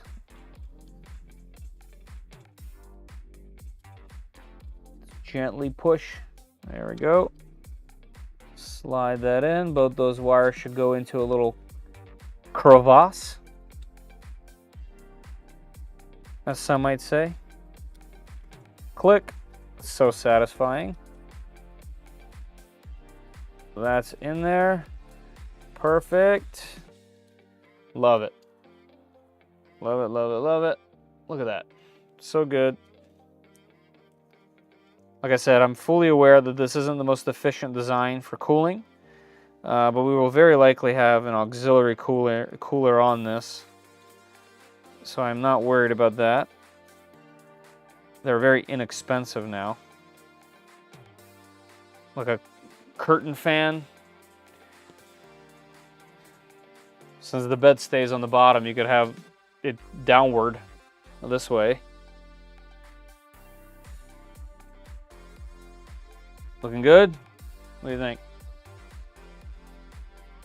You guys think I should print these inserts in black, like carbon fiber? With a carbon fiber texture on there, or what? All right, now we get the motor on there. Cool, cool, cool. Let's do it. And the motor wires, they're saying have them come up.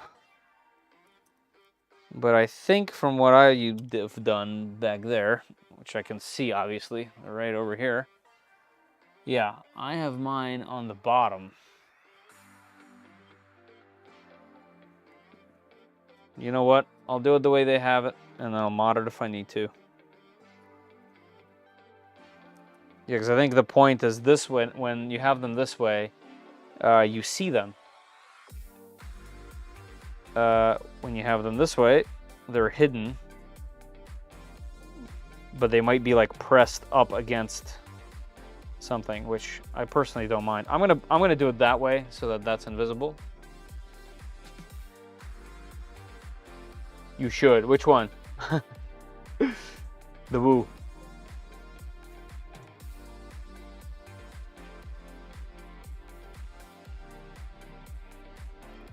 It spins nice and free, so that's always nice. And we need some M3x10s. Also, is that true? Don't we need longer to use these guys? Or I think we need 12s for that, don't we?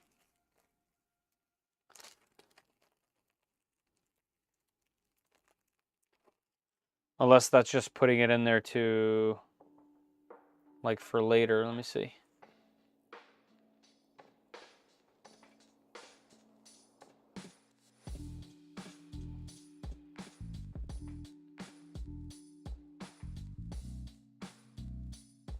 Backlash, that's fun stuff.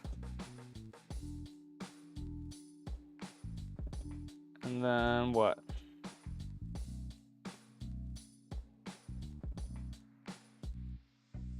Then we're on to this part. Oh, and then it's attached. Okay, so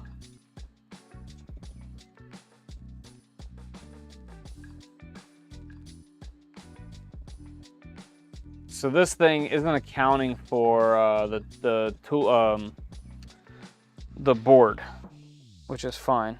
I actually don't even know if I have a mount for it. Actually, I don't. I don't have a mount for it. Now that I think about it. Did I take it over here? Yeah.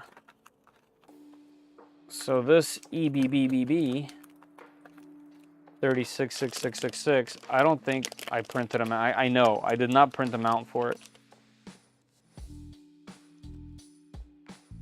Why is the song on loop? So, get another song going. There we go. Let's see here. All right, we don't need a mount. We don't need no stinking mount. I will print a cover for it at some point. All right, these things are threaded all the way through. We don't need 12, that's for sure. M3x10 is what I need, and once again, as per usual, they're not in this kit for whatever reason. Where do my M3x10s go? Looks like they're required all over the place and I don't have them. That makes no sense.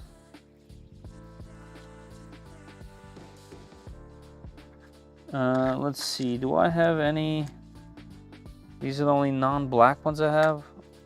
I guess we're going black with that hardware. No option there. At least I'll have enough of the black hardware for the rest of the tool. Whoops, the rest of the tool boards.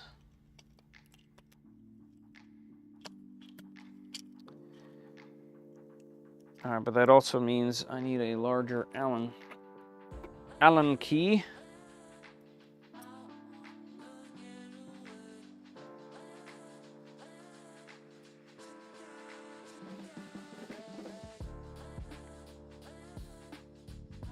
Is 10 enough? I guess it is. Yeah, that's enough. All right, backlash should be interesting.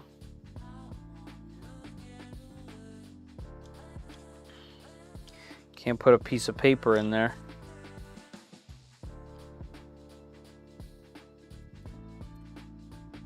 All right, this is coming off.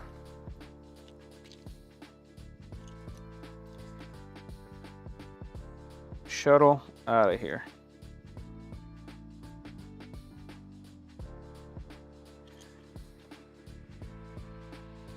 All right, so the way I normally do it is I just really gently set it on there, typically. But as you tighten, that changes. So let's see how that works. Zero backlash. We'll keep it there for now until I got filament in there. And we'll go from there. And then this guy can get tightened on like that. And do I have, let's use some of these. Oh, you know what? I think I have a tool for this. Too big? Yeah, too big. What's this? 6 mil. That's 7 mil. I need like a 5. All right. Monkey wrench it is. And then just tighten these a little bit.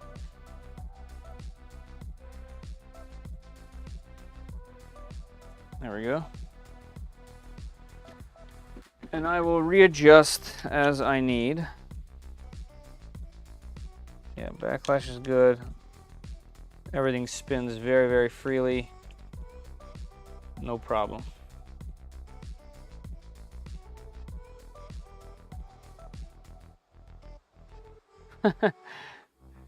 Ratio, I like your your avatar.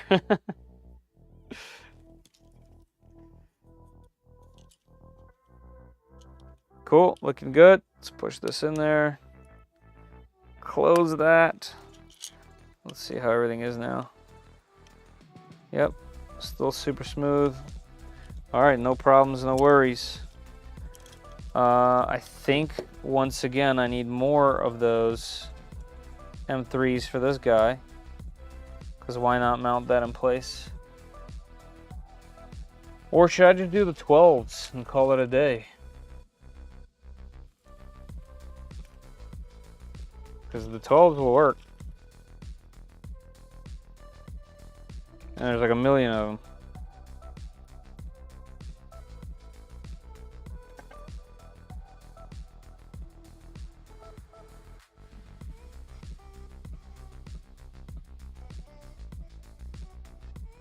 And it'll come in handy when I print the cover for this.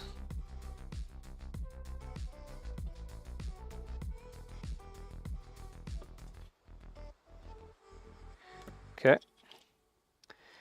Neato. So that's what we got so far. And this guy will wrap around like I did on my other builds, upward this way. So I actually need to undo this. Make sure this one's undone. Yep. Get that wire up there, just so I don't have to deal with it later. There we go. Let's get it up here, like that. And actually this needs to be spun. It'll have to go this way. Yep, so like that.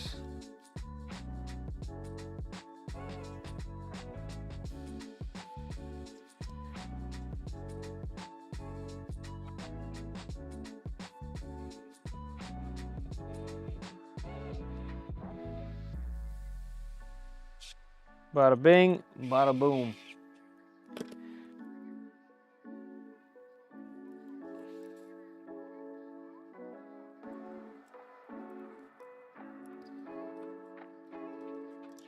There it is. Hopefully that's out of the way.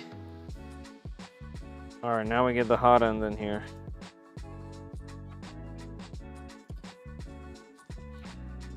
Looking good. It is coming along. I'm excited.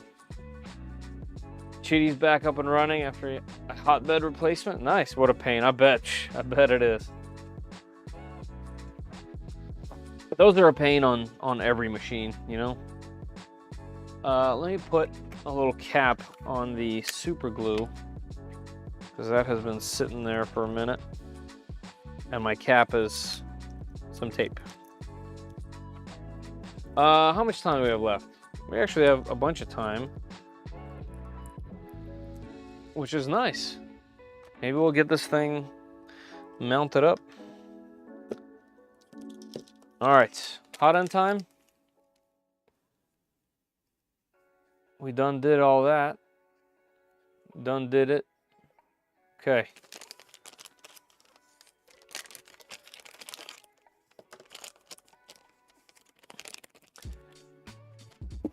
So I need to print these. I got to remember to print these. So these hot ends are ever so gently different. Before I put this all the way on though, let me check to see if the nozzle is tightened. I know it's cold.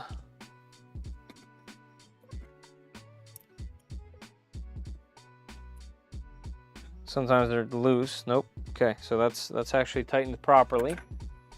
So that's good.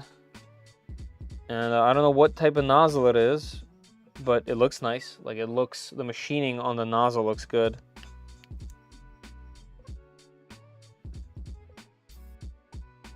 Yeah, looks good. Let me show you the hot ends. I bought the other hot ends from King Rune.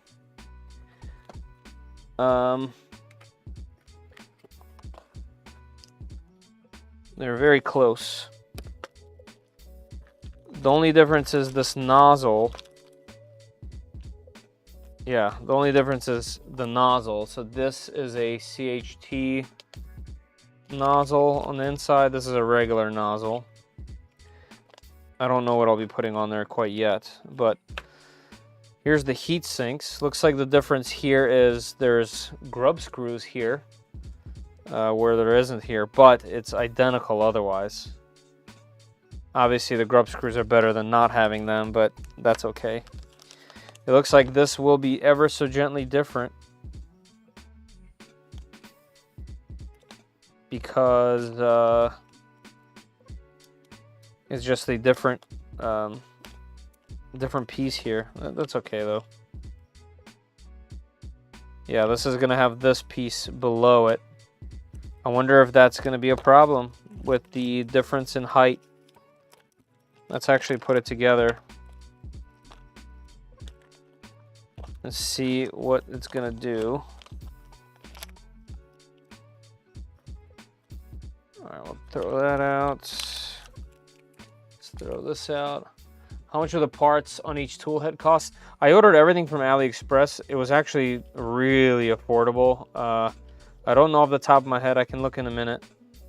Yeah, so that's going to be a difference for sure. So this one, the King Rune hot end, has, well, all right. So this one, this heat break just has that on the bottom. This heat break has it on top. Let's see if the sizing, how the sizing will play a role here. All right, where is our heat sink? I mean, actual hot end part.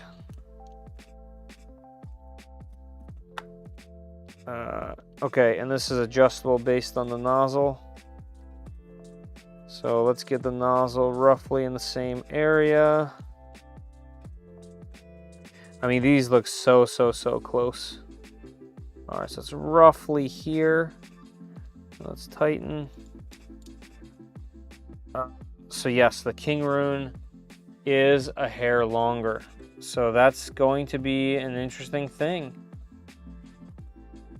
That's gonna play a role. I wonder what I would even do here in this situation. So because I have 3 of these, do I just stick with the King Rune one for now? I'm thinking that's what I'm doing. The recaps. Grubs, silk robes, and that's it. That's it. Oh man. You have nozzle offset and software. I know, but wouldn't it be nice if they were like real close?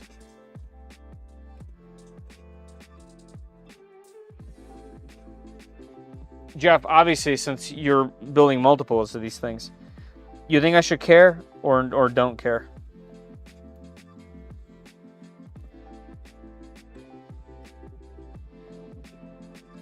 What's the issues? The offset or something else? I imagine they all need different offsets. They do need different offsets, and I'm sure that's going to be a pain. But it would be nice to at least have them the same, you know? Shouldn't be a problem. Okay.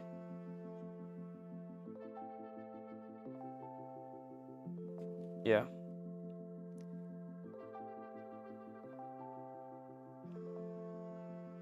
All right, I'm not gonna worry about it then. So we'll have one Formbot Hotend and 3 King Rune Hotends. Yeah, the problem is for you OCD. That's. Oh man, it totally is. I didn't even think about that. So it's a non-issue, is what you're saying. That's nutty. Yeah, it doesn't actually matter. I'm not gonna put this together so that I don't accidentally forget to not tighten it or something. So I'll put this back. All right, so I'll just install the one that came with the kit, and we'll deal with those some other way. We have people mixing Stealth Burner, Dragon Burner, and Blackbird Tool. Oh, okay, awesome. Okay, cool. Cool. Thank you, Jeff. Yeah. All right. So, if that's the case, let's keep going. M3 by 8. I wonder if that's the same. I bet it is. M3 by 8s are up here. Thanks for the recap, yep. Yep, she did a great job. And then I kind of like went head down with the work. All right, this is gonna go this way. Is there a specific side for this to go? Yeah, I want it to be on this side, on the right side.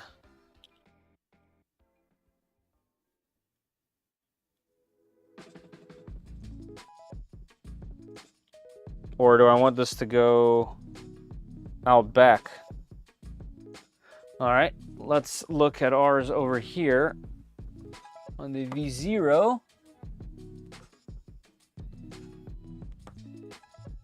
I have it just going out the back, so no problem there. All right, I'll do it how I have it on the V0 over there. So this way. Drop these bad boys down in there. Of course, they don't really fit. And I don't have my drill here.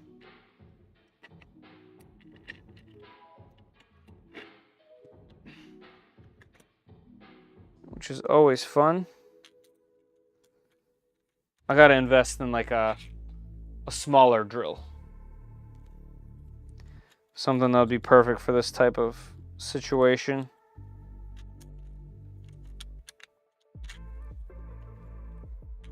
I don't even have a drill bit that's the right size, so I don't think it actually matters.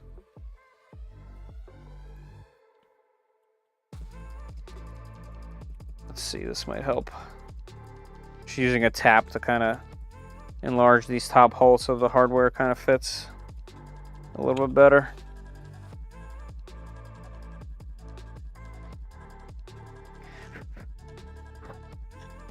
But that's not ideal.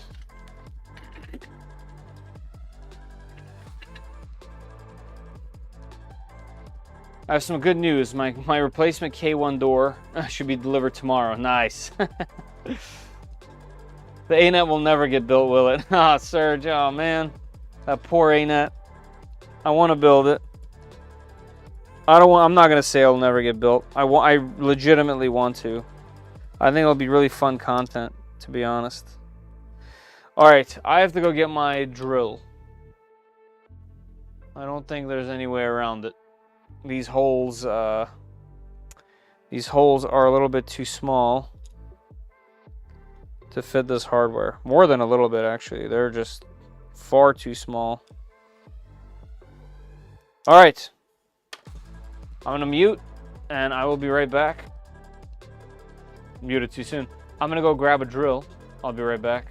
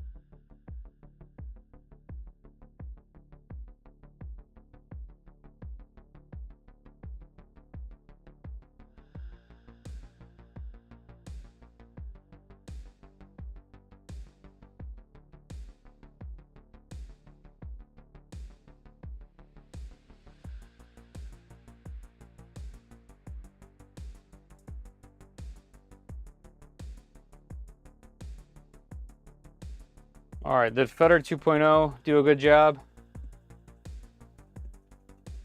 at keeping everything here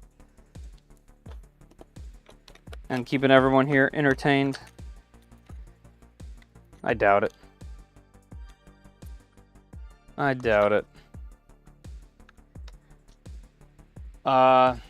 No, these aren't sockets. They're button heads.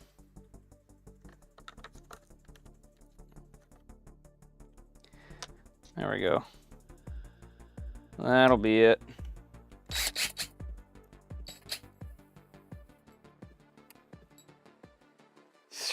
Strip shit. All right, let's ruin this printed part.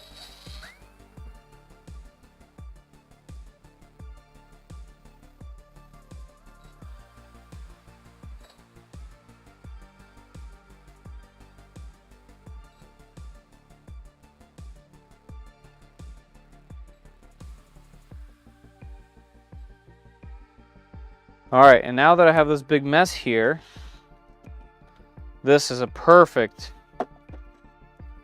reason to have one of these. The Hotend vacuum, and it's gonna be loud.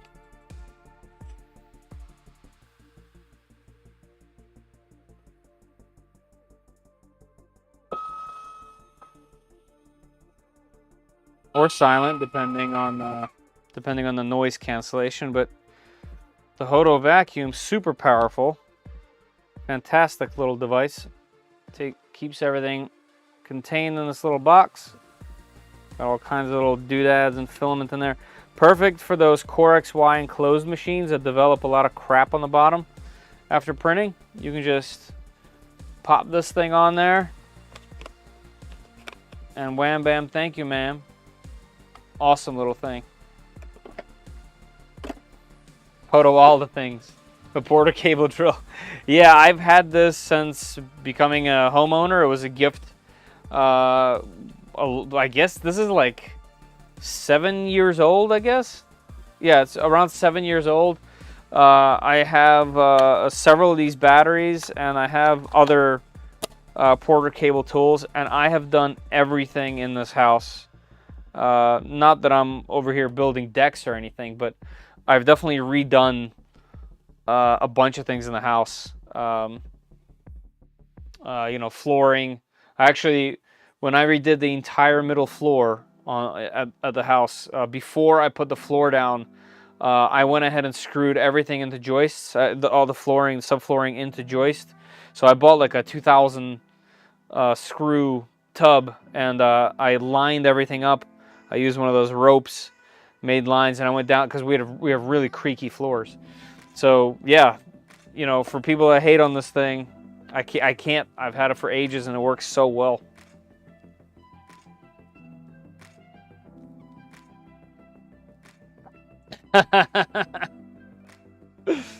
Nice. That might be a shirt.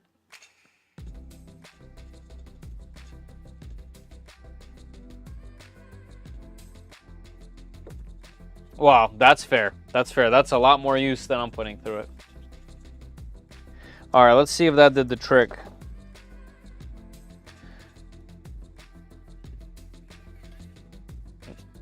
All right, we'll make it work. I'm gonna get the big Hotend. Get some of that torque on there. Hopefully it doesn't split this piece of plastic. That would be tragic.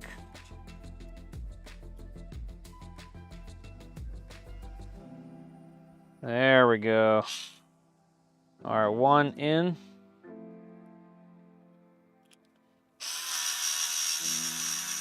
Two in. Man, this Hotend is a monster. Gotta just hold on for dear life with this thing.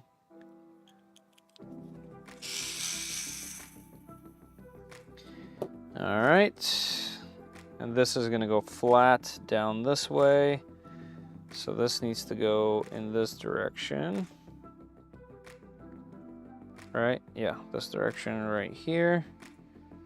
Let me throw these in manually first. Gotta get a couple threads in there.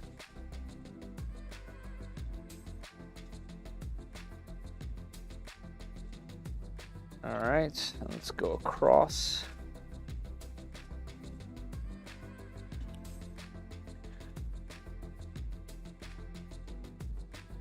Sorry, I keep forgetting you guys probably want to see this. Here, let's get some of these down a little bit so that I can actually see what I'm putting it on, or into rather. There we go. That should be at least the right direction. Right, what's going on here? You going in? No?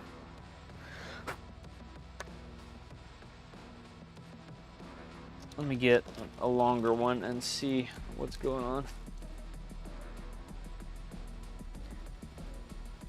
How are the threads here? Aha, so the threads are kind of funky. What the? Wait. Are these threads not M3s? Wait, what? Are these 2.5s? No.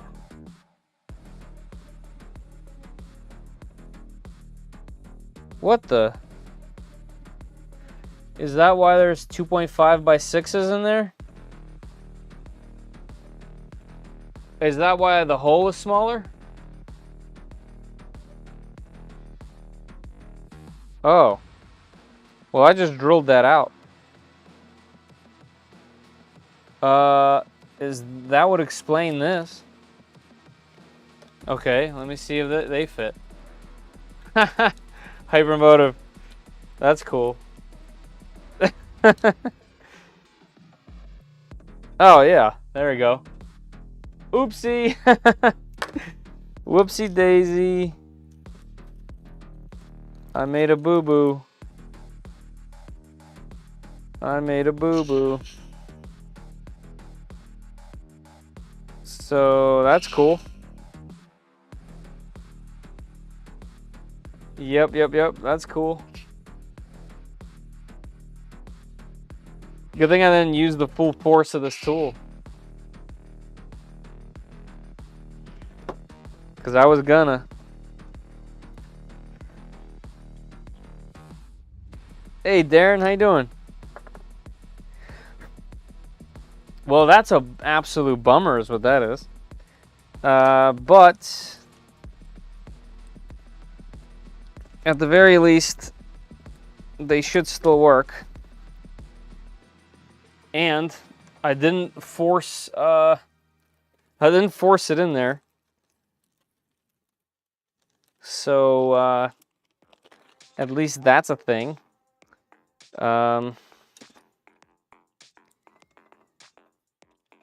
Let's see how this is going to work now.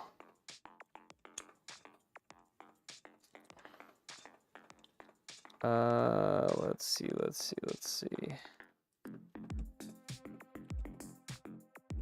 Yeah, of course it works absolutely perfectly. Because that's how it was supposed to be. So it actually printed perfect. Band-Aid for his boo-boo. It's okay, it's working. The Band-Aid is unnecessary. That's kind of funny. Formbot, you tricky devil, you.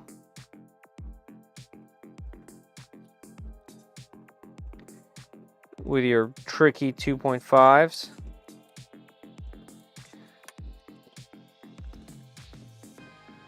Yeah. Don't fit, don't force. Nice. Measure twice, cut once. Yep, classic.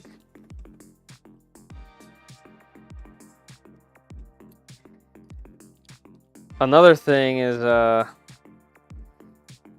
this PTFE tube. I think I have some Capricorn. Actually, I'm pretty sure I do, which I want to use on the Hotend side.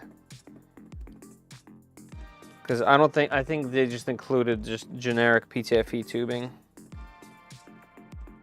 which is fine for most cases, but in this case, for the inside here, I want to use Capricorn. All right, so that was a fun little thing we did. But hey, that's why I do this, so that you don't have to.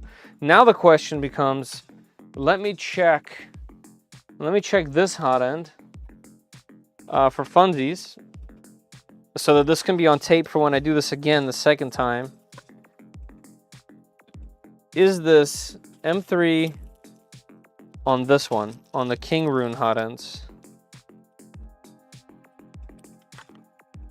Because I will need to get 2.5 hardware.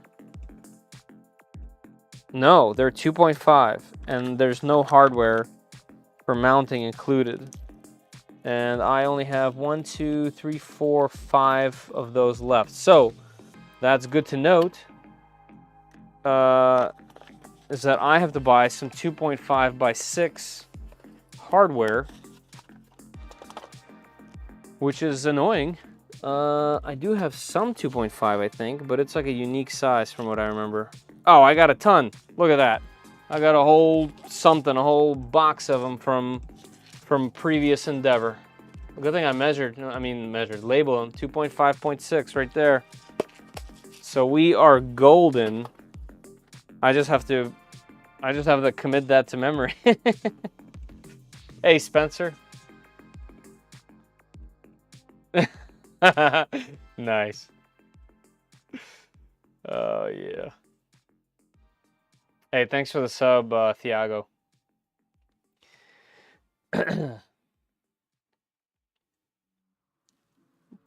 All right, so this hot end is in PTFE tube. PTFE tube, that's what I was doing.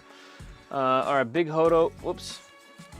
Big Hodo can go 9-9 for now. Of course, I dropped the bit right into the holder. Great. Come on out of there. There we go. All right, Big Hodo, go to bed. Drill, you were helpful but useless at the same time.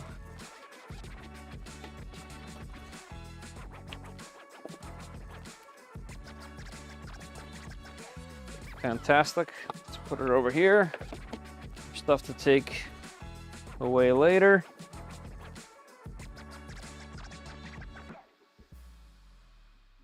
You should put the black hardware on the black heatsink. Yep, I will. Perfect. Yep. They never include the 2.5. Yeah, I agree. That is hateful. Why do they do that? I really don't like that. Brain. PTFE tubing. PTFE tubing lives over here. Let me double check to make sure that there isn't any blue tubing in here. I didn't see any though. Yeah, they're just regular, good old regular PTFE, which is fine for everything else. Let me grab that over here in my stash of old parts. Yeah, there's a power supply right there. All right, I have a whole bunch of clippings.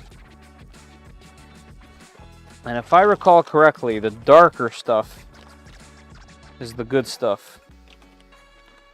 This is from my, my Prusa clone that I made a long time ago. Here's some filament in there. Yep, okay. So we'll push this in there all the way down. Okay, try again, just to make sure that it's going all the way in. And then, I still have that tool right here. I have it right here. That's kind of cool. Darker stuff, yeah. The darker stuff was the one I bought from Capricorn. Barton. But yeah, this tool is super useful. This is from the V0.2. And you basically put this on, slide this guy on top like that, and then we take a blade we just go side to side a little bit. And it just goes pop. Watch your tips. There we go. I'll go from the other side as well, just so that it eliminates any angle at all. There we go. And now, you pop this off. That should be exactly what you need. Let's clean this up just a hair. There we go. Filament goes all the way down. Yep, perfect. Watch your tips. Yeah, that's right. Watch your tips, man.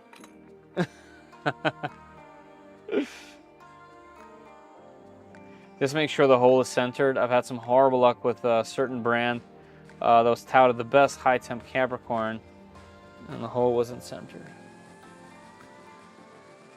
So this was the stuff, I bought this stuff so many years ago. This is at least 6 years old. This was when I was building my custom machine. Yeah, I bought like a huge roll of it at one point, and I've had it ever since. I've had bad luck with Capricorn as well. Not a fan. I only use Capricorn in this particular situation where it needs that tolerance here. And then above the extruder, I just use the regular stuff. For what's worth, the PTFE tube from TH3D Studios better than Capricorn. You know, everyone's had their thing. I have this on every machine that I've built personally. Obviously, that's not really saying much. But my Trident has this, like literally this stuff, and my V0. So I always put this stuff in there. But yeah, you know, it's cool. Everyone has their own experiences. I believe you. I like to see what's going on. I do too, Mr. Walkman. And for any other use, I'm gonna use it. But this stuff is really good for here, for the really short run from the extruder into here. That's all. All right, so for this, we should just be able to drop this in here, right, with a little bit of gusto. Come on, baby. Here we go. So we'll drop this down into there, and then we'll slide it up, and that should go right up in there. Try not to break that fan by accident.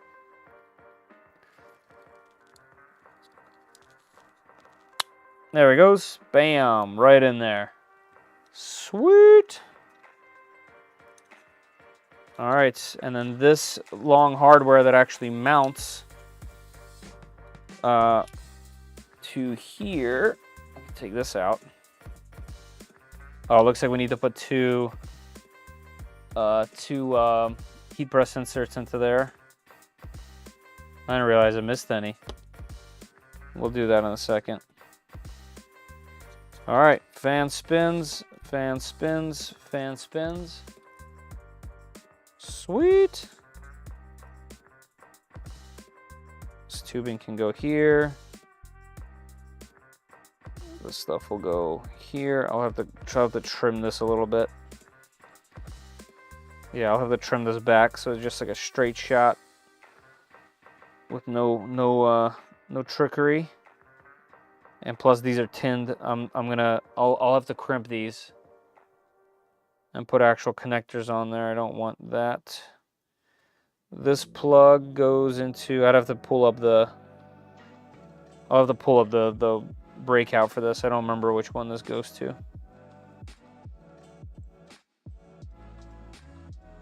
But from what I remember, at least on the back of this one, the FISEC one, they all like come in from the side. And then on my Trident, all the wiring comes in from the bottom. Yeah. Yeah, even this one comes in from the bottom, doesn't it?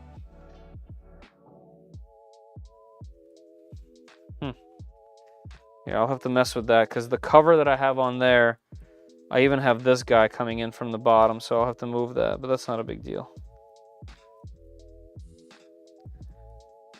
Actually, why don't we pull it up? Why not do this? Is that all that's left? I just have this and the carriage, right?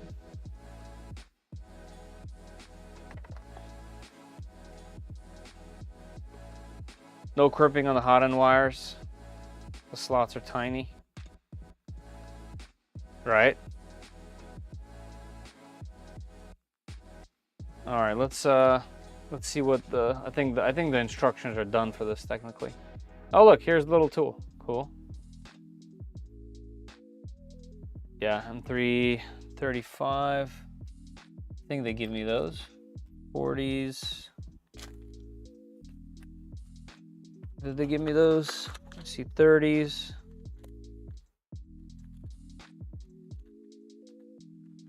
Those are a bunch of connectors. I have 40, I have 30, 35.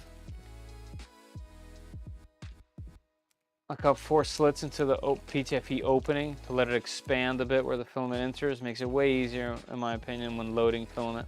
Yeah, that's a good tip, actually.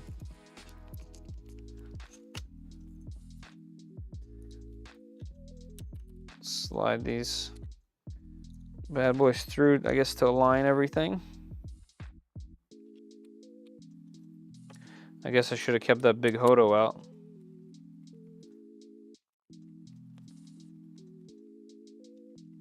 Hey, Mark. Yeah, I'm not doing that. Let's get the Hoto.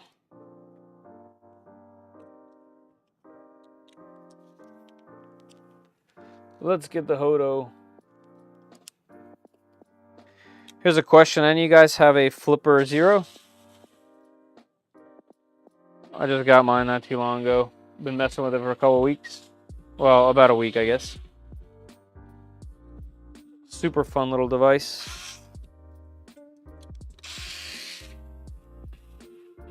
I just used an old Wemos D1 Mini to make a Wi-Fi Marauder. Those things are fun.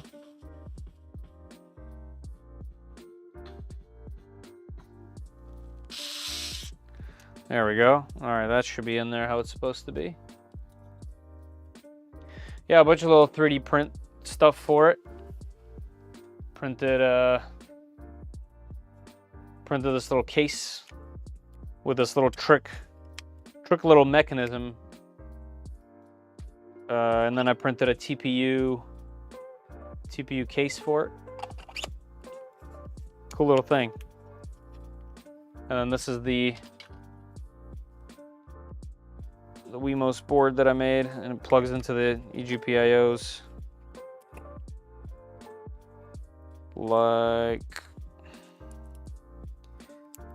this. So now I just need a case for this, like that. So it should be fun. Just a little fun gadget to mess with.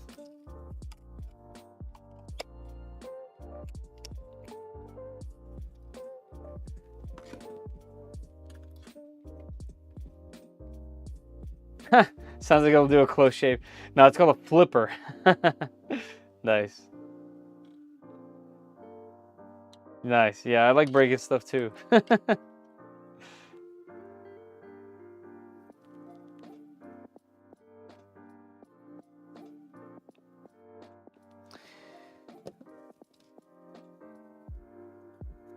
Totally rock it with a Flipper Zero. Have some CYD ESP32 boards coming. Nice. Yeah, this like I said, I had one of these laying around for years. The Wemos D1 Minis. I used one to make a counter for YouTube subs a while ago. That maybe I should put back up at some point. But I just had all this wiring laying around. Why not? And it works. It works.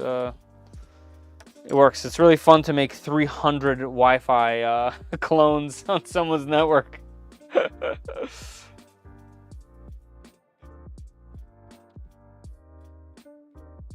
Nice. I'm glad, Mark.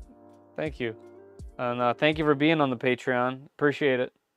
There's not many people there, but I appreciate all you guys.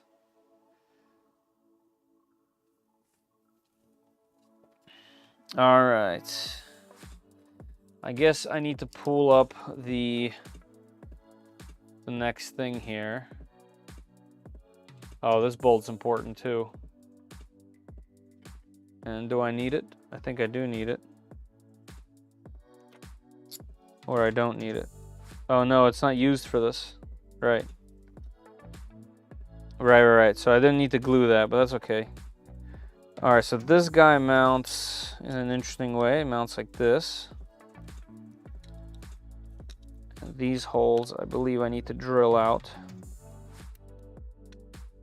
Nope, they're fine. All right, so this little mount goes like this.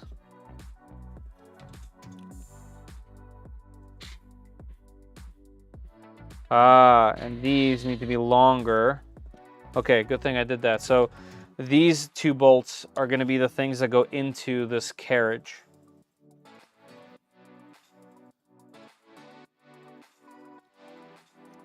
And this carriage. Aha, so this wiring is also going to have to go into a different spot. Aha, okay, we got some interesting things. Good thing I did that.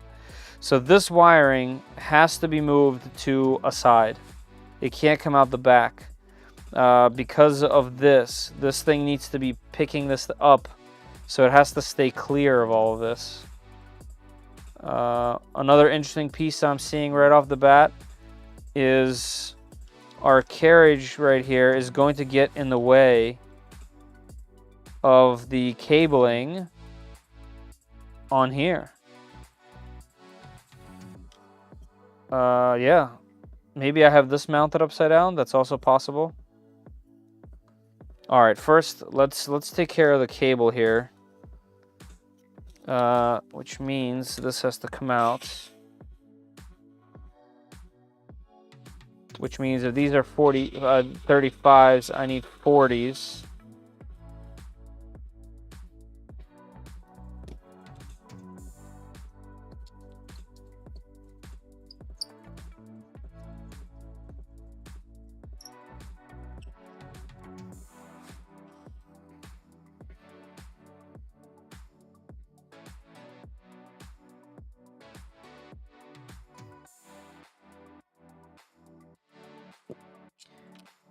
All right, let's figure this out together.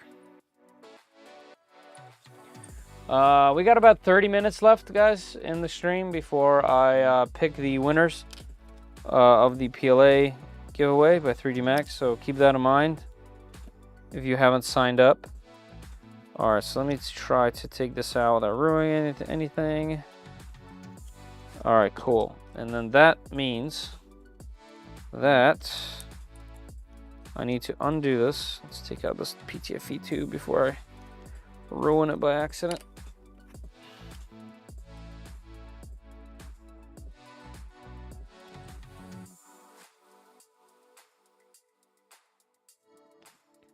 See, can I somehow, using trickery and magic, pull this thing out?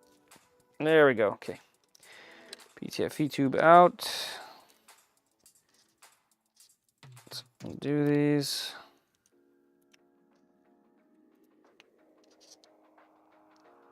Without stripping them, please.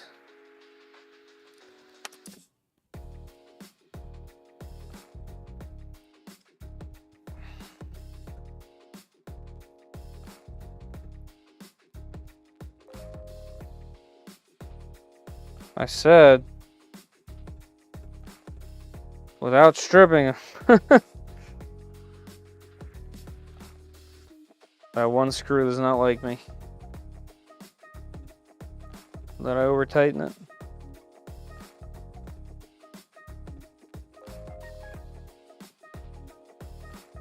Can't tell.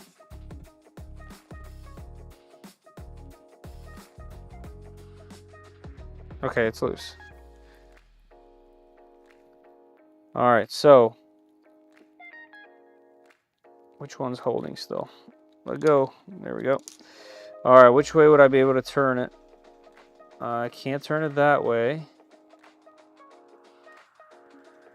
I can turn it like this, but that's too extreme.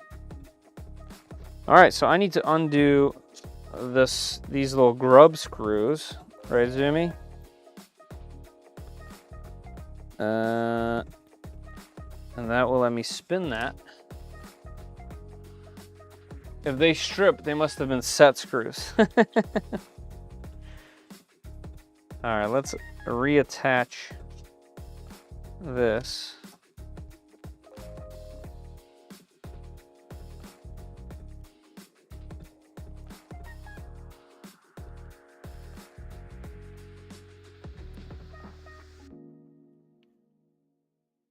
Only when they fail.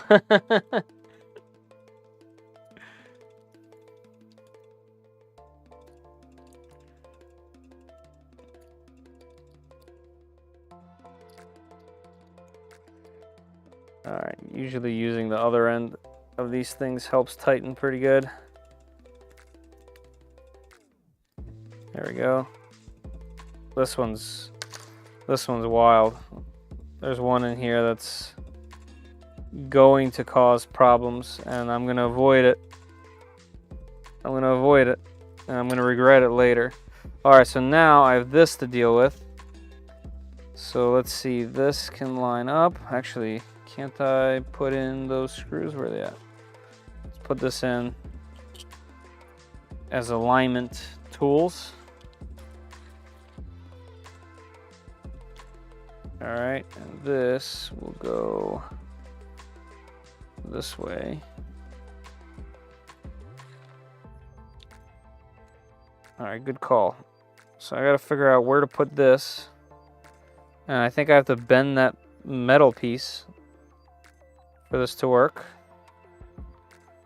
Interesting, so I wonder how other folks are doing this. It can't go fully to the side because it'll be in the way. Here, let's get this in there. So it stays. All right, so this has to go right there. It has to. All right, let's tighten that a little bit and see if that's something we can have there.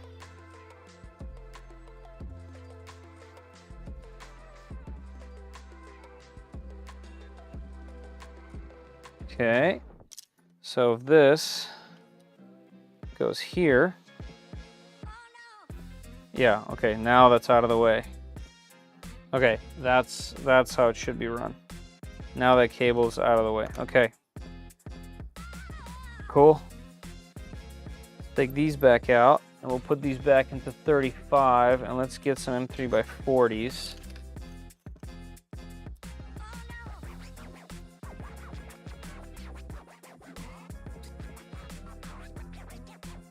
Do you have a screw cutter for metric screws? I'm looking for a set of Nipex crimping pliers. Those are good for cutting metric screw to length. I've never cut metric screws to length. That sounds cool though. Like, sounds very useful. All right, let's get the PTFE tube back in. Let's slide this guy back in here.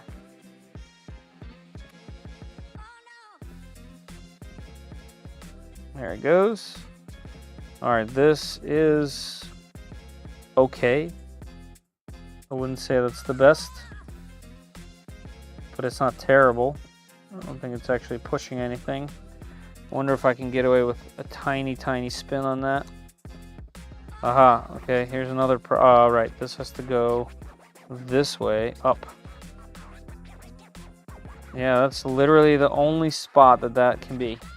I don't know if you guys can see that, but this is the only spot it can possibly be. And I know this is going to get hot, and it is touching that. I don't know if that'll be a problem yet. But that's the only place it can be and not be in the way. I wonder if I can bend it upward ever so gently. I'm gonna loosen this just a bit. And spin it. Let's see. How much space do I have? None. All right, so I try. Wow, I didn't realize that's how the heat break is on here. Whoa, that's pretty trick. So that's very different. This heat break is definitely very different than the King Rune one. That is a very interesting clamp design. I've never even seen that before on other Hotends. Interesting. So that goes directly into the heat break. I mean, the heat break goes directly in without like a big threaded piece. Like the King Rune one has that brass threaded piece. But this doesn't have that. That's kind of interesting. Huh. Okay. That's fun. Alright, so what I was trying to do was bend this up just a bit. Hopefully there's enough play in there to let me without pulling out that heater. Alright, so just a little bend, nothing crazy. Let's see if that does what I wanted it to do. Man, that's really interesting. That's very unique. Oh yeah, that completely solves that, doesn't it? Alright, yeah, that puts it right in that little hole and it's not touching any plastic. Okay, so for reference, if anyone's doing this exactly, which there's probably like no other people doing it. You guys can see the little angle right there where my thumb is that I bent up there. Okay, right here. That's all it needed. And now this all the way on the right like that, with this flat here and this where this mount needs to be. That's the perfect gap right there for this to go in, just like that. Just like that. Okay, so let's tighten it while I have this up, like that. There we go. There we go. Let's take this off, give it a little bit more. Don't want that coming out. Okay, cool. And now that slides in. That will be good. This will be good. This will be good. If I end up putting LEDs in there, I have room. All right, we got the 40s. So the only other thing here is this. Let's see, can we clamp this in here? Should be able to. And, whoops. And then I'll figure out if I put that sensor upside down.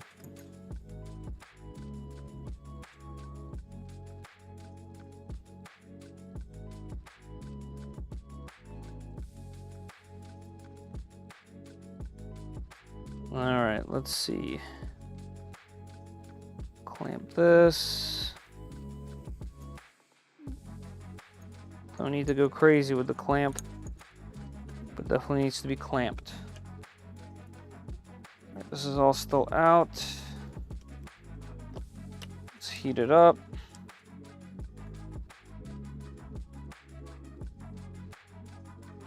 Oops, my bad.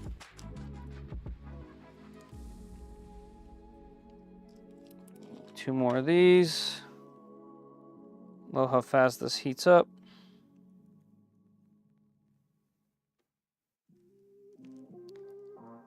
And this is carbon fiber ASA. 350 is the perfect temp. Just below the surface. Get that little lip going.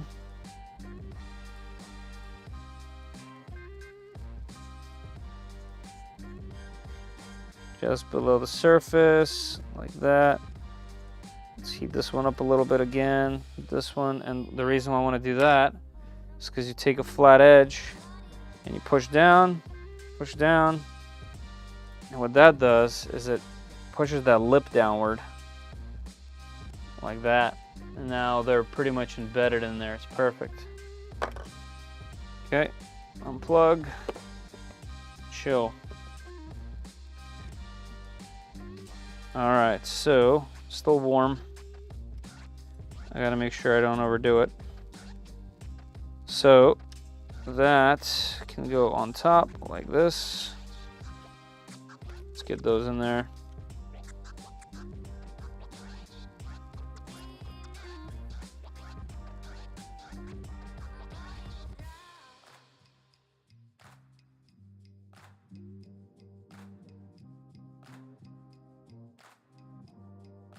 My goal is to just be able to hang it. I just want to hang this whole thing up on the printer. And I have about 15 minutes. That means you guys also have 15 minutes until you have a chance to win a spool of PLA Plus.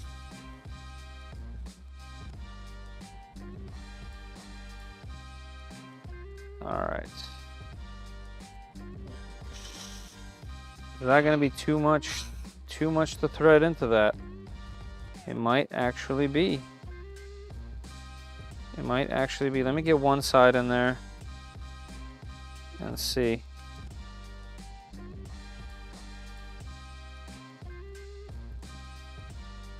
Because I don't have an in-between size.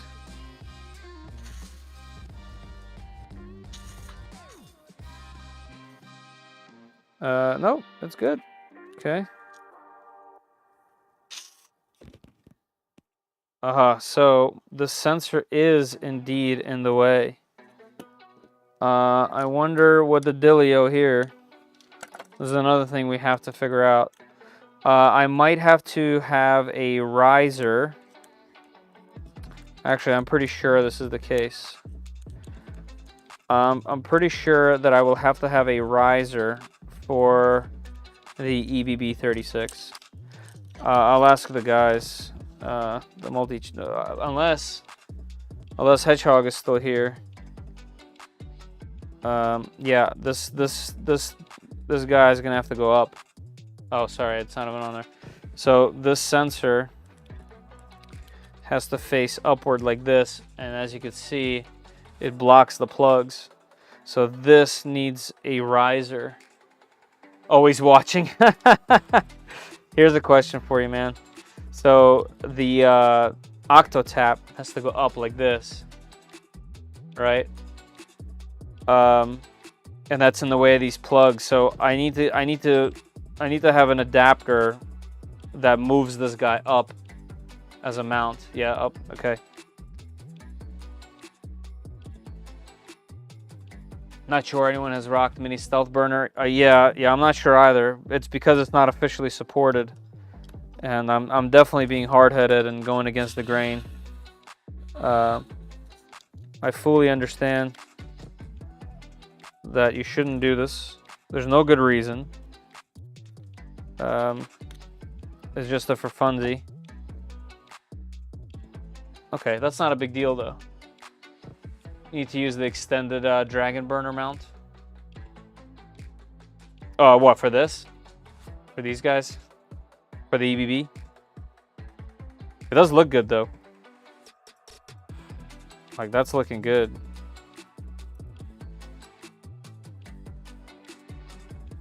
Yeah, the wiring looks good.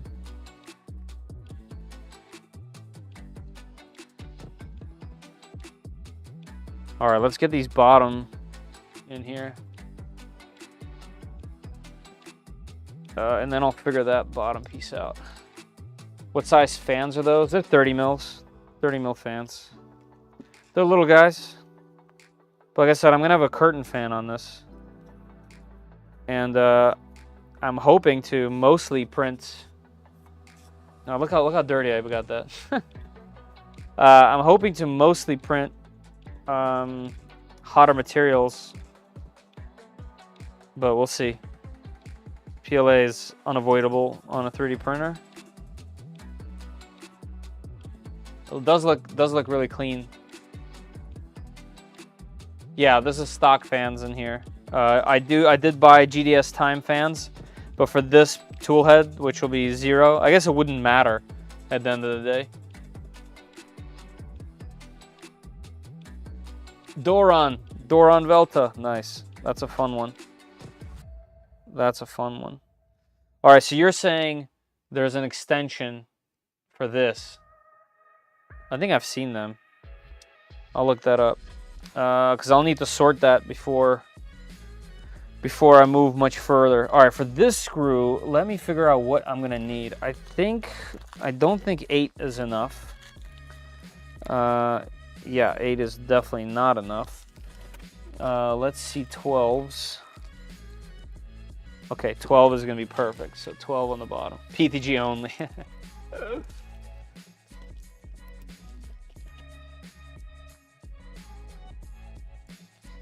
PETG only.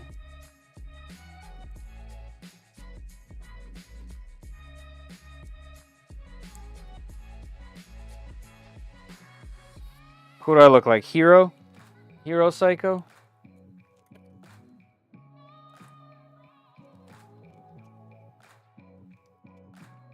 I'm down to 5-second tool change. That's incredible.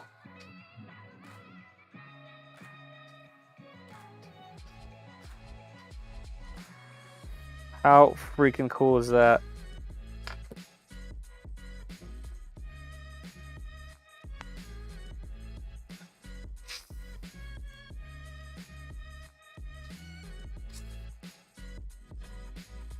There we go.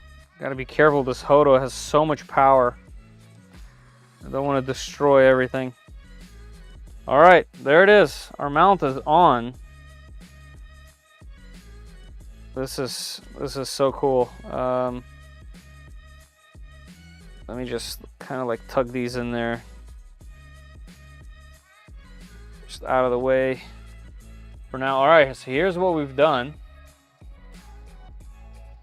And let's check this out. Let me go ahead and... We got about 9 minutes left in the filament giveaway, by the way. For those that are looking forward to that.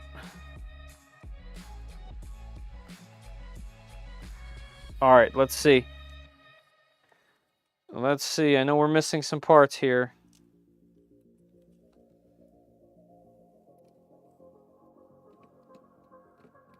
Boop. Nice.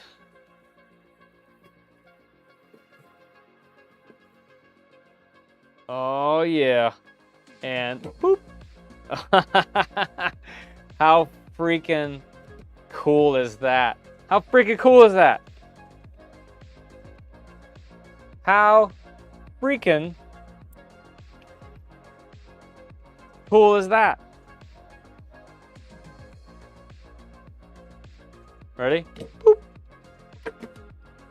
And just boop. Right back on there. Just pops right into place.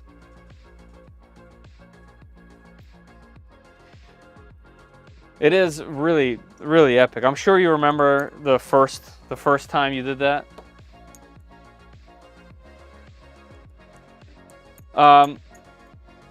What question did I have? Oh, what about leveling? Austin, how does leveling work? Does it use a similar thing to boop? Because, like, it can't, right?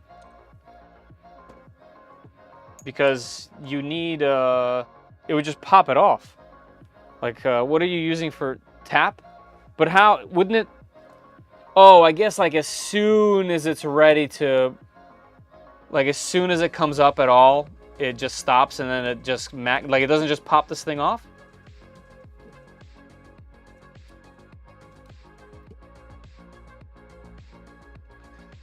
I blew through that free roll. I like the color, print quality. Nice. Good to know. Nope, it doesn't just pop off. Okay, cool. Thank you, Charlie. Oh yeah, it works just like tap. Okay, so it's like instantaneous because it knows. So it's fast enough not to just pop this thing up. Also, keep in mind, I've avoided tap for whatever reason on pretty much all my machines. So I was gonna make this one boop, and then I was like, no, tool changer. Cool. It's very, very smooth. There's no BS. It goes on there very, very smoothly. The magnets are good. Like, I'm not worried about that.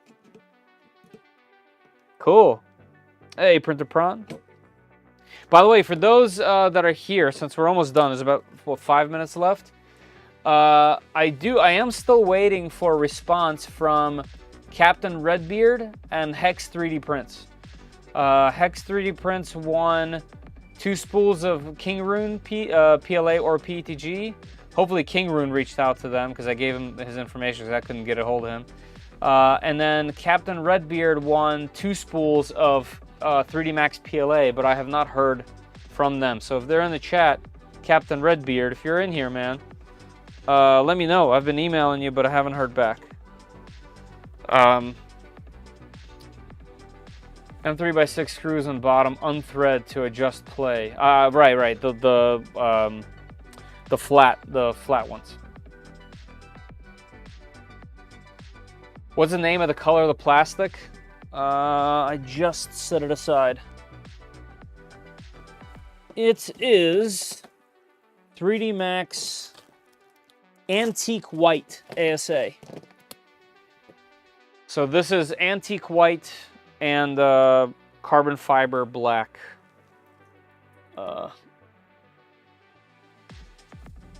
It's a lovely color. It doesn't come off the same on video, just me looking back at it in person. It looks like cream. It looks like if you made a cappuccino or something. No, that's not even right. It just looks like milk with a tiny splash of coffee in it.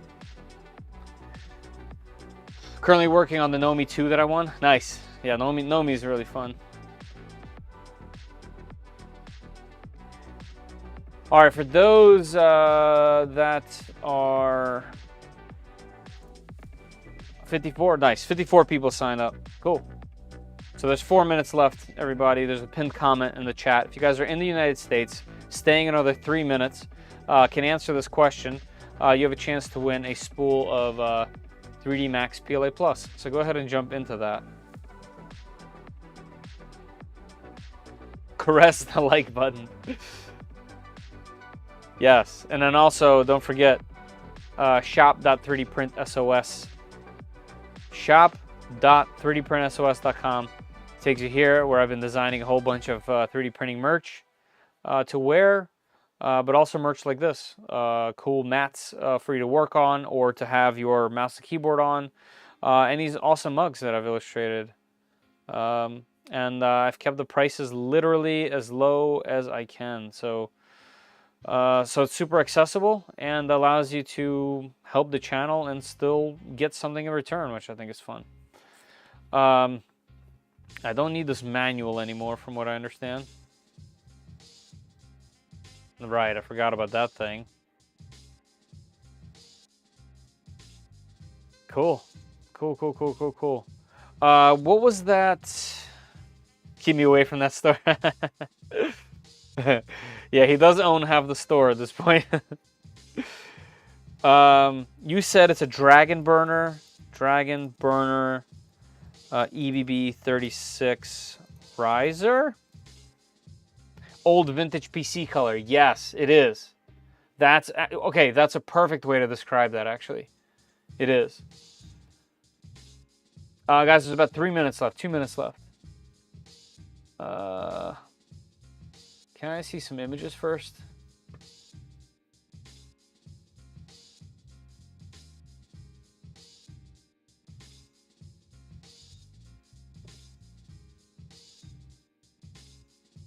This looks like it raises it. No, just on one side. That's odd. Do you know which one specifically? Not sure what you would do for SB.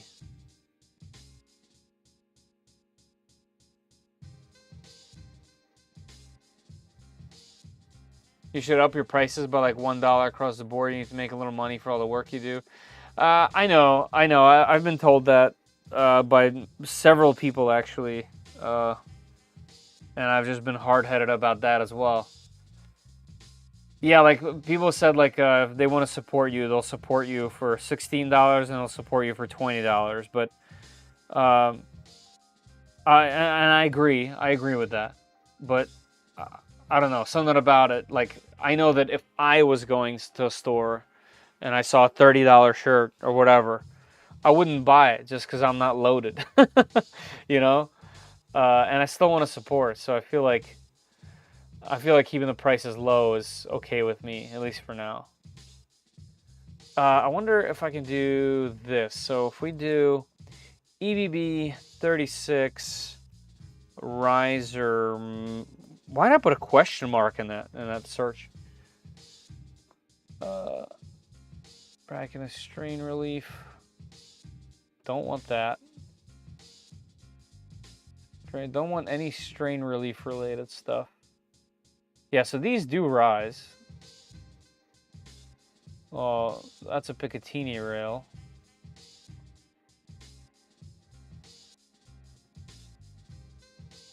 From what I remember when I was doing my Trident, yeah, like this is the opposite. This one lowers it. I use a similar one to this, a cover at least. What's this? That's a whole different thing. This is also a whole different thing.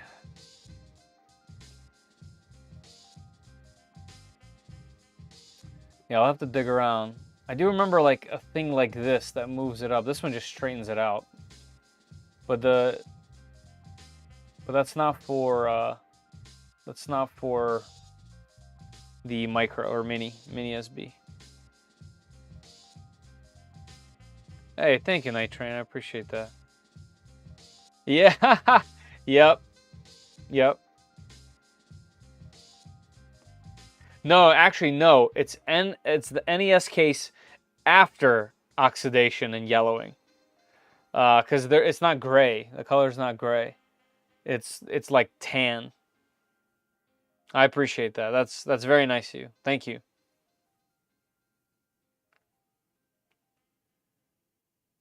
Is there such a thing as an easy, cheap beginner printer? So much confusion. Yeah, there's so many machines out there, and cheap is a relative term. If I catch you in here, what is your actual budget? Because cheap means a lot of different things. Like for example, the A1 Mini by Bamboo Lab is a fantastic machine. It's $250. If you don't want to, well, it's a little more than that because of shipping and taxes. If you don't have that, you can go. I don't remember how much the Ender 3 V3 is because that's a fantastic. Oh, the Ender 3 V3 SE is a fantastic machine for beginners. I've gotten it for several people and they've loved it.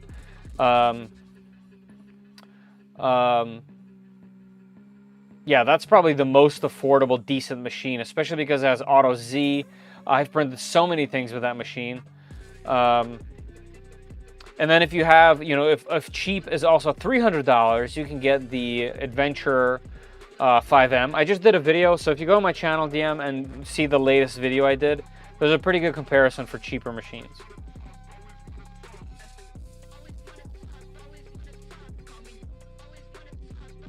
Oh, yeah, YouTube takes a ton, yeah. And that's why, actually not very many people, if at all, do super chats on my channel. People tend to gift memberships, which I actually think is pretty cool because, yeah, I don't get all of that, but somebody gets a membership and they get to be a member on the channel. I think that's cool. You know, it's not always about just maximum money. You know what I mean? Like at least for me, as much as I'd love to make money, it would be ridiculous to say that I don't want that. But at the same time, I guess there's multiple ways to do it, is what I'm trying to say. All right, everybody, I think it's time. There he comes in. He comes in with the $1.50. Thank you. I love hearing that. You know, I'm not just saying it. I legit mean it. I run the whole channel this way, and I have many peers in the same exact thing that I do, that do it so differently, and they make a lot more money than me, and that's okay. All right, I guess I will have to find a mount later, or design one. But at the moment, obviously this is different. This is a different extruder, but at the moment, what I'm thinking of is you mount this thing, and it just literally raises it up and out of the way.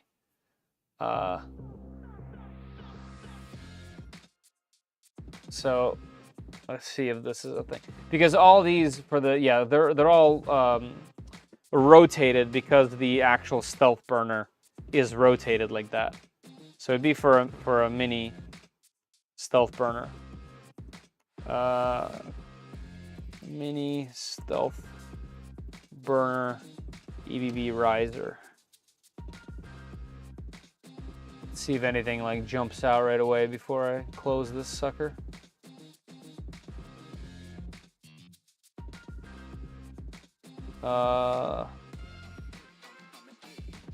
Is this like one word maybe?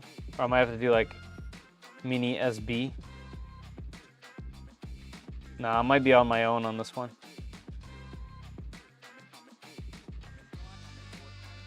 There I go again, just being hard-headed. Okay, it doesn't matter. Banana for scale. Yeah. Yeah, Zombie's always bananing it up.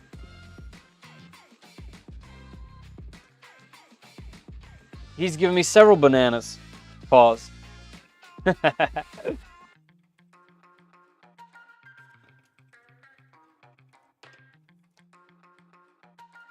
Okay, let's do this.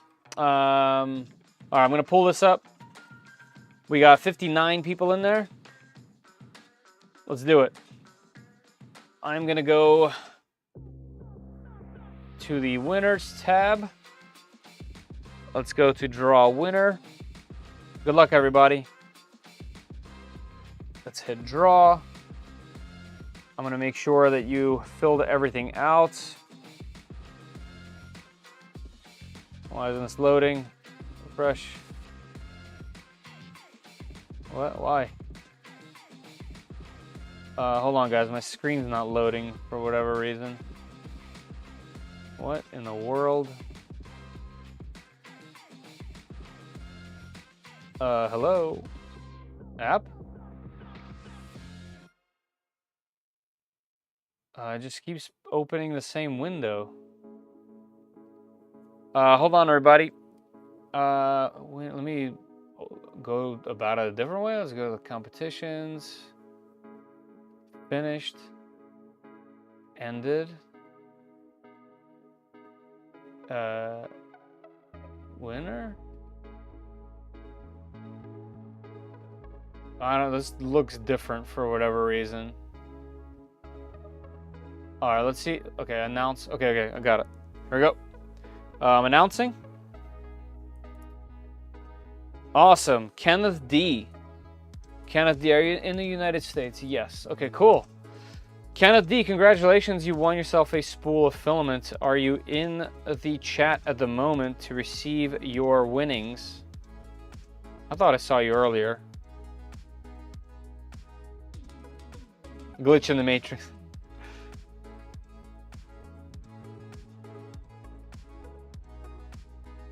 There he is. Congrats, Kenneth. You've won before, haven't you? Which is great if you have. I don't mind repeat winners. Like I said, I appreciate you always being in here and supporting. So I've definitely seen your face here many times, and your kiddos there in that picture. Either way, you know the drill already, right? Please send me an email to Fedor, Fedor, at 3dprintsos.com. All right, you can always get that email in the About section of the YouTube channel if you need to.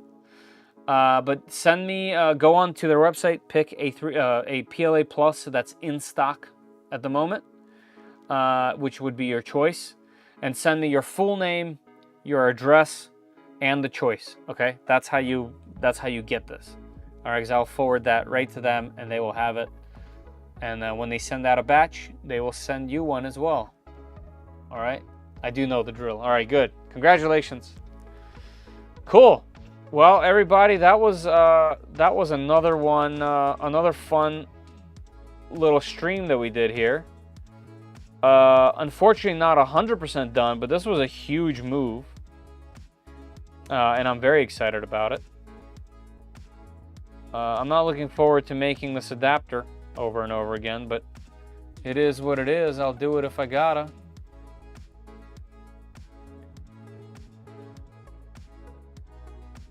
Yeah, like there's no bottom mount, correct? Right? Right, because that's there. So that means, yeah, so you'll just attach. Yeah, this should be pretty easy to make. I got this. Yeah, it'll be almost like this, minus the bottom part here. It'll be like this, but there's a second attachment point where you put in, what are they called from the back?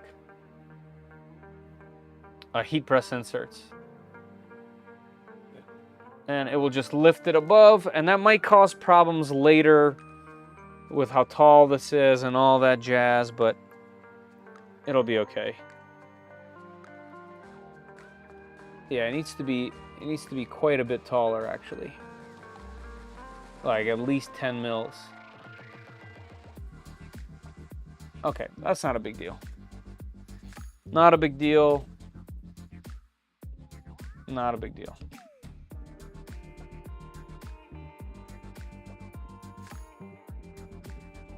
Hey, Frank, have a good night. Nice job. Well, thank you. I'm a repeat not winner. Respect. Respect.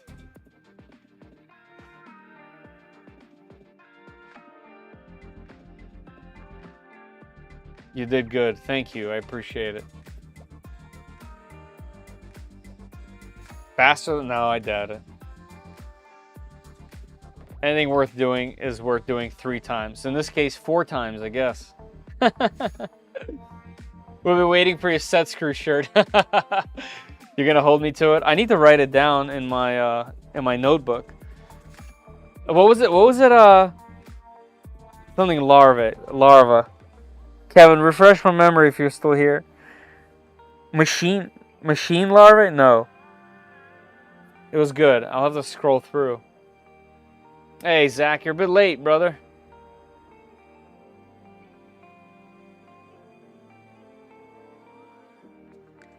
Thank you, Barton. Glad you enjoyed it. Cool.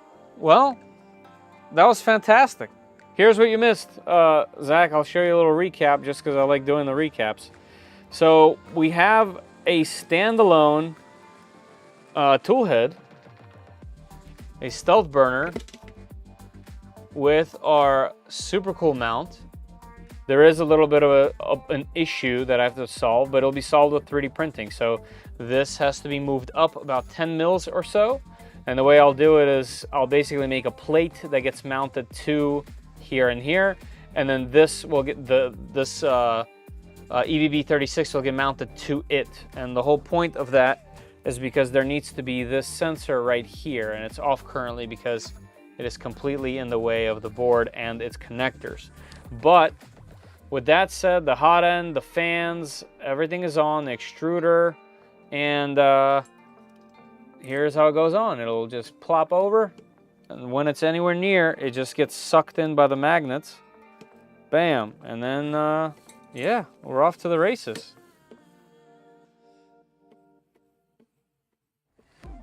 Well, that's freaking amazing. I'm so happy about it.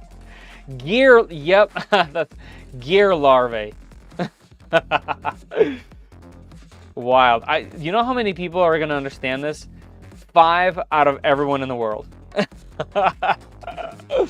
That's hilarious. By your videos, I didn't even know what a Micron was before that, but slowly, surely, I'm falling in love with this one as well. Yeah, I mean, the Micron is a really neat machine. It's not too small, it's not too big. I do have a video coming out really soon with the V0.1. I did this little project where I did a whole design, render, slice to print like a remote. It wasn't at my house, remote, but I drove with the V0, and it was perfect for the project, and it did such a great job. But this thing, the reason why I'm bringing that up is, if 120 by 120, 120 is too small, this thing is super cool. It's a very trick. The flying gantry is crazy. Like, this thing is just nuts. It's just a fun project, even if it's not the best printing machine ever or whatever. Just the fact that this exists in this mechanical state is crazy. And I'm pretty excited about it. I'm really happy that I have one, and really excited to get that thing printing. So, Top Gear. Nice.